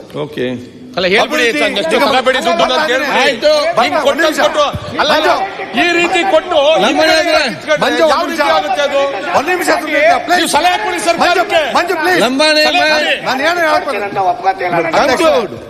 ಈಗ ನಾನು ಸರ್ಕಾರಕ್ಕೆ ಒಂದು ಮನವಿಯನ್ನ ಕೊಡಲಿಕ್ಕೆ ಇಚ್ಛೆ ಪಡ್ತೇನೆ. ಹಿಂದಿನಿಂದ ಅಭಿವೃದ್ಧಿ ನಿಗಮಗಳಿಗೆ ಏನು ಅನುದಾನ ನೀಡ್ತಾ ಬಂದಿದ್ಯೋ ಅಷ್ಟಕ್ಕೆ ರಿಸ್ಟ್ರಿಕ್ಟ್ ಮಾಡಬೇಡಿ.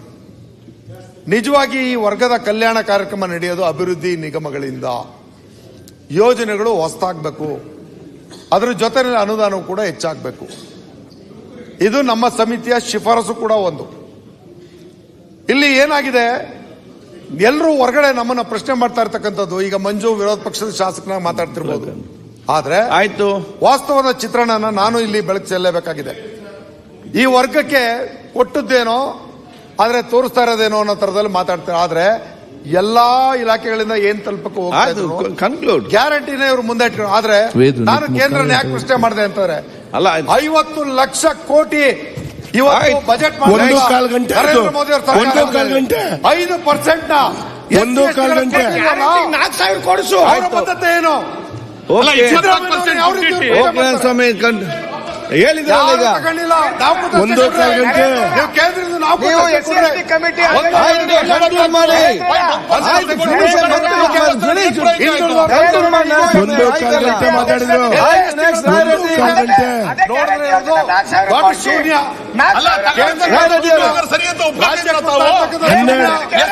ಗಂಟೆಗೆ ಮಾತಾಡಿದ್ರು. ಇವ್ರಿಗೆ ಯಾವ ಪದ್ಧತಿ ಇಲ್ಲ ಈ ರಾಜ್ಯದಲ್ಲಿ. ಫಿನಿಶ್ 50% ಇರ್ತಕ್ಕಂಥ ಅಧ್ಯಕ್ಷ 1.25 ಗಂಟೆ 1.25 ಗಂಟೆ ಮಂಜು ಮಾತಾಡ್ತಾರೆ. ಮಂಜು ಒಂದು ನಿಮಿಷ ಪ್ಲೀಸ್ ರೆಡಿ. ಈ ರಾಜ್ಯದಲ್ಲಿ 50% ಜನಸಂಖ್ಯೆ 1.25 ಗಂಟೆ ಮಾತಾಡಿದ್ರು ಅವರು. 1.25 ಗಂಟೆ ಅವರ ರಕ್ಷಣೆಗೆ, ಅವರ ಭವಿಷ್ಯತ್ತಿಗೆ, ಅವರ ಬದುಕಿಗೆ, ಅವರ ಜೀವನಕ್ಕೆ ಕನಿಷ್ಠ ಸವಲತ್ತುಗಳನ್ನ ನೀಡಿದಂತ ಯಾವ್ದಾದ್ರು ಸರ್ಕಾರ ಇಡೀ ರಾಷ್ಟ್ರದಲ್ಲಿದ್ರೆ ಅದು ಸಿದ್ದರಾಮಯ್ಯ. ಅದು ಭ್ರಷ್ಟ ಸರ್ಕಾರ, ಕಾಂಗ್ರೆಸ್ ಸರ್ಕಾರ. ದಲಿತರು, ವಾಲ್ಮೀಕಿ ನಿಗಮದಲ್ಲಿ ಲೂಟಿ ಮಾಡಿದವರು ನೆಮ್ಮದಿಯಿಂದ ಇವತ್ತು ಬದುಕು. ವಾಲ್ಮೀಕಿ ಹಗರಣ, ಕರ್ನಾಟಕದಲ್ಲಿ ವಾಲ್ಮೀಕಿ ಹಗರಣ, ಕೋಟಿ ಲೂಟಿ ಮಾಡಿದವರು ವಾಲ್ಮೀಕಿ ಹಗರಣ ಮಾಡಿದವರು ಯಾರು? ಎಲ್ಲ ರೀತಿಯ ಅಭಿವೃದ್ಧಿಗಿದೆ ಪ್ರತಿಯೊಂದು ಇವತ್ತು. ಕಂಪ್ಲೀಟ್ 10 ಲಕ್ಷ ಮಾತಾಡ್ಬೇಕಾ? ಇಂತ ಬೇರೆ ಕೂಡ ಮಾತಾಡ್ಬೇಕು. 1.25 ಗಂಟೆ ಐತ್ರಿ. ಮಾತಾಡ್ತಾರೆ ಕಂಪ್ಲೀಟ್ ಮಾಡಿ ಬೇಗ.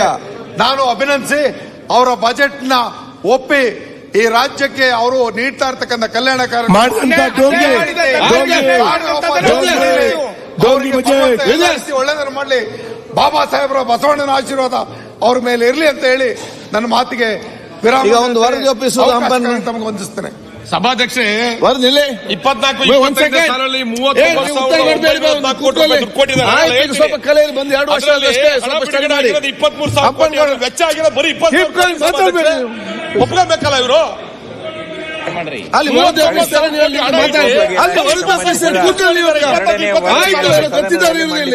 ಅಧ್ಯಕ್ಷರೇ,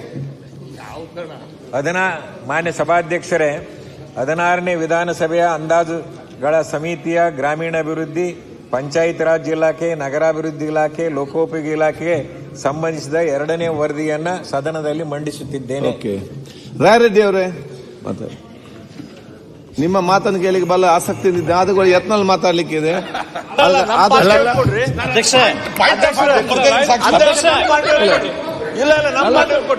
ಗರ್ಭಿಣಿ ಮಾಡಬೇಡಿ. ಆಯ್ತು ಅಂತ ಮಾತಾಡ್ತೇನೆ. ಅವ್ರಿಗೆ ಮುಖ್ಯಮಂತ್ರಿ ಬರೋ ಮಾತಾಡ್ಲಿಕ್ಕಿದೆ ಅಂತೆ. ಮಾತಾಡಿ. ಈಗ ನಮ್ಮ ಪಾರ್ಟಿ ಹೌದು, ಈಗಲೇ ಮಾತಾಡ್ತಾರೆ. ಯಾರಲ್ಲಿ ಮಾತಾಡಿ? ಈಗ ಮಾತಾಡ್ತಾರಂತೆ ಸರ್. ಅಧ್ಯಕ್ಷರೇ ಆಯ್ತು, ಒಂದ್ ಸ್ವಲ್ಪ ಒಂದು ಆಯ್ತು, ನಾನು ಮಾತಾಡ್ತೀನಿ. ಯಾಕೆ ಕೂತ್ಕೊಳ್ಳಿ ಸ್ಟಾಪ್ ಅಂತ ಹೇಳ್ತೀನಿ. 1 ಸೆಕೆಂಡ್ ಅಧ್ಯಕ್ಷ, 1 ಸೆಕೆಂಡ್ ಅಧ್ಯಕ್ಷ ಕೊಟ್ಟಿರಿ, ಜೆಡಿಎಸ್ ಪಾರ್ಟಿಯವ್ರು ಕೊಡ್ರಿ. ಆಗ ನೋಡಿ, ಇಲ್ಲಿ 3 ಜನ ಕೊಟ್ಟಿದ್ದೇವೆ. ಇಲ್ಲಿ ಮುಂಚೆ ಅಧ್ಯಕ್ಷರ ಇದು ಸರಿಯಲ್ಲ. ಆಯ್ತು, ಕೂತ್ಕೊಳ್ಳಿ. ನಾನು ಅವ್ರಿಗೆ ನಿನ್ನೆ ಪ್ರಾಮಿಸ್ ಮಾಡಿದೆ. ನಿನ್ನೆ ಬಂದಾಗ ನಾನು ಆಯ್ತು ಯತ್ನ ಸ್ವಲ್ಪ ಕೇಳಿ. ಅವ್ರು ಮೊನ್ನೆ ಯಾವುದೋ ವಿಷಯ ಮಾತಾಡಿದಿಲ್ಲ. ಅವ್ರು ಸ್ಟಾರ್ಟಿಂಗ್ ನಲ್ಲಿ ಕೂಡ ನನಗೆ 19-18 ನಿನ್ನೆ ಬಂದು ಹೇಳಿ ಪ್ರಾಮಿಸ್ ಮಾಡಿ ಆಗಿದೆ. ಅವರೊಂದು ಮಾತಾಡಿ, ಮತ್ತೆ ನೀವು ಮಾತಾಡಿ. ನೆಕ್ಸ್ಟ್ ಅಧ್ಯಕ್ಷರೇ ಅವ್ರು 5 ನಿಮಿಷ ನೀವು ಕೂತ್ಕೋ.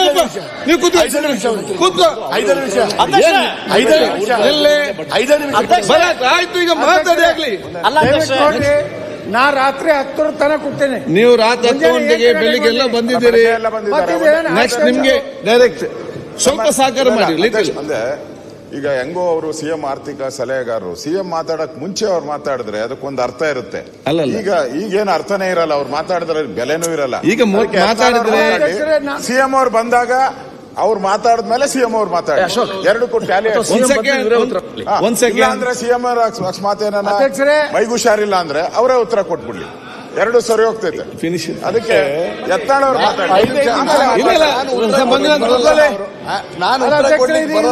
ಅನ್ಯಾಯ ಆಗ್ತದೆ ನೀವು ಎಲ್ಲ ಸಹಕಾರ ಕೊಟ್ಟಿದ್ದೀರಿ. ನೀವು ನೈಟ್ 11 ಗಂಟೆಗೆ, ನಿನ್ನೆ ಬೆಳಿಗ್ಗೆ 8 ಗಂಟೆಗೆ ಬಂದಿದ್ದೀರಿ, ಇವತ್ತು 8 ಗಂಟೆಗೆ ಬಂದಿದ್ದೀರಿ. ಆಗ ಎದ್ದು ಮಾತಾಡಿದ್ದೀರಿ ಎಲ್ಲ ವಿಚಾರ ಅರ್ಧ ಗಂಟೆ ಸರಿ ಟೈಮ್ ಕೊಡಿ, ಹಾಫ್ ಎನ್ ಅವರ್. ಅಧ್ಯಕ್ಷ ಫಿನಿಶ್ ಇಟ್ ಫಾಸ್ಟ್. ಬೇಗ ಮಾತಾಡಿ ಫಿನಿಶ್. ಅವ್ರು ಸಹಕಾರ ಕೊಡ್ತಾರೆ. ಅಧ್ಯಕ್ಷರೇ, ನಾನು ಈ ಪ್ರತಿಭಟನೆ ಮಾಡಿ ಹಿಂಗೆ ಬೇಡ ಇಷ್ಟ ಸಹಕಾರ ಕೊಟ್ಟು ಪ್ರತಿಭಟನೆ ಮಾಡಲಾಗ್ತದ. ಒಂದು ಕಾಂಗ್ರೆಸ್ ಆದ್ಮೇಲೆ ಬಿಜೆಪಿ, ಅಲ್ಲಿಂದ ಜೆಡಿಎಸ್, ಹಾಗೇನಿಲ್ಲ. ಜನಸಂಖ್ಯೆ ಜಾಸ್ತಿ ಇದೆ, ಜನಸಂಖ್ಯೆ ಕಡಿಮೆ ಇದೆ, ಮಾತಾಡಲಾಗ್ತದ. ಪಕ್ಷದವ್ರೇನ್ ಬಜೆಟ್ ಬಗ್ಗೆ ಮಾತಾಡಬೇಕಾಗಿಲ್ಲ, ಮುಖ್ಯಮಂತ್ರಿಗಳು ಅದನ್ನು ಸಮರ್ಥನೆ ಮಾಡ್ಕೊಳ್ತಾರೆ. ನೀವು ವಿರೋಧ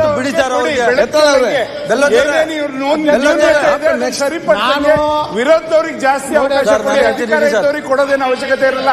ಯಾಕೆಂದ್ರೆ ಅವರು ಆರ್ಥಿಕ ಸಲಹೆಗಾರರು ಇಡೀ ಬಜೆಟ್ ಪ್ರಿಪೇರ್ ಮಾಡಿದ್ದಾರೆ. ಇಡೀ ಉತ್ತರ ಕೊಡೋ ಇಡೀ ಅಧಿವೇಶನದಲ್ಲಿ ಮಾತಾಡಕ್ಕೆ ಸಿಗ್ಲೇ ಇಲ್ಲ.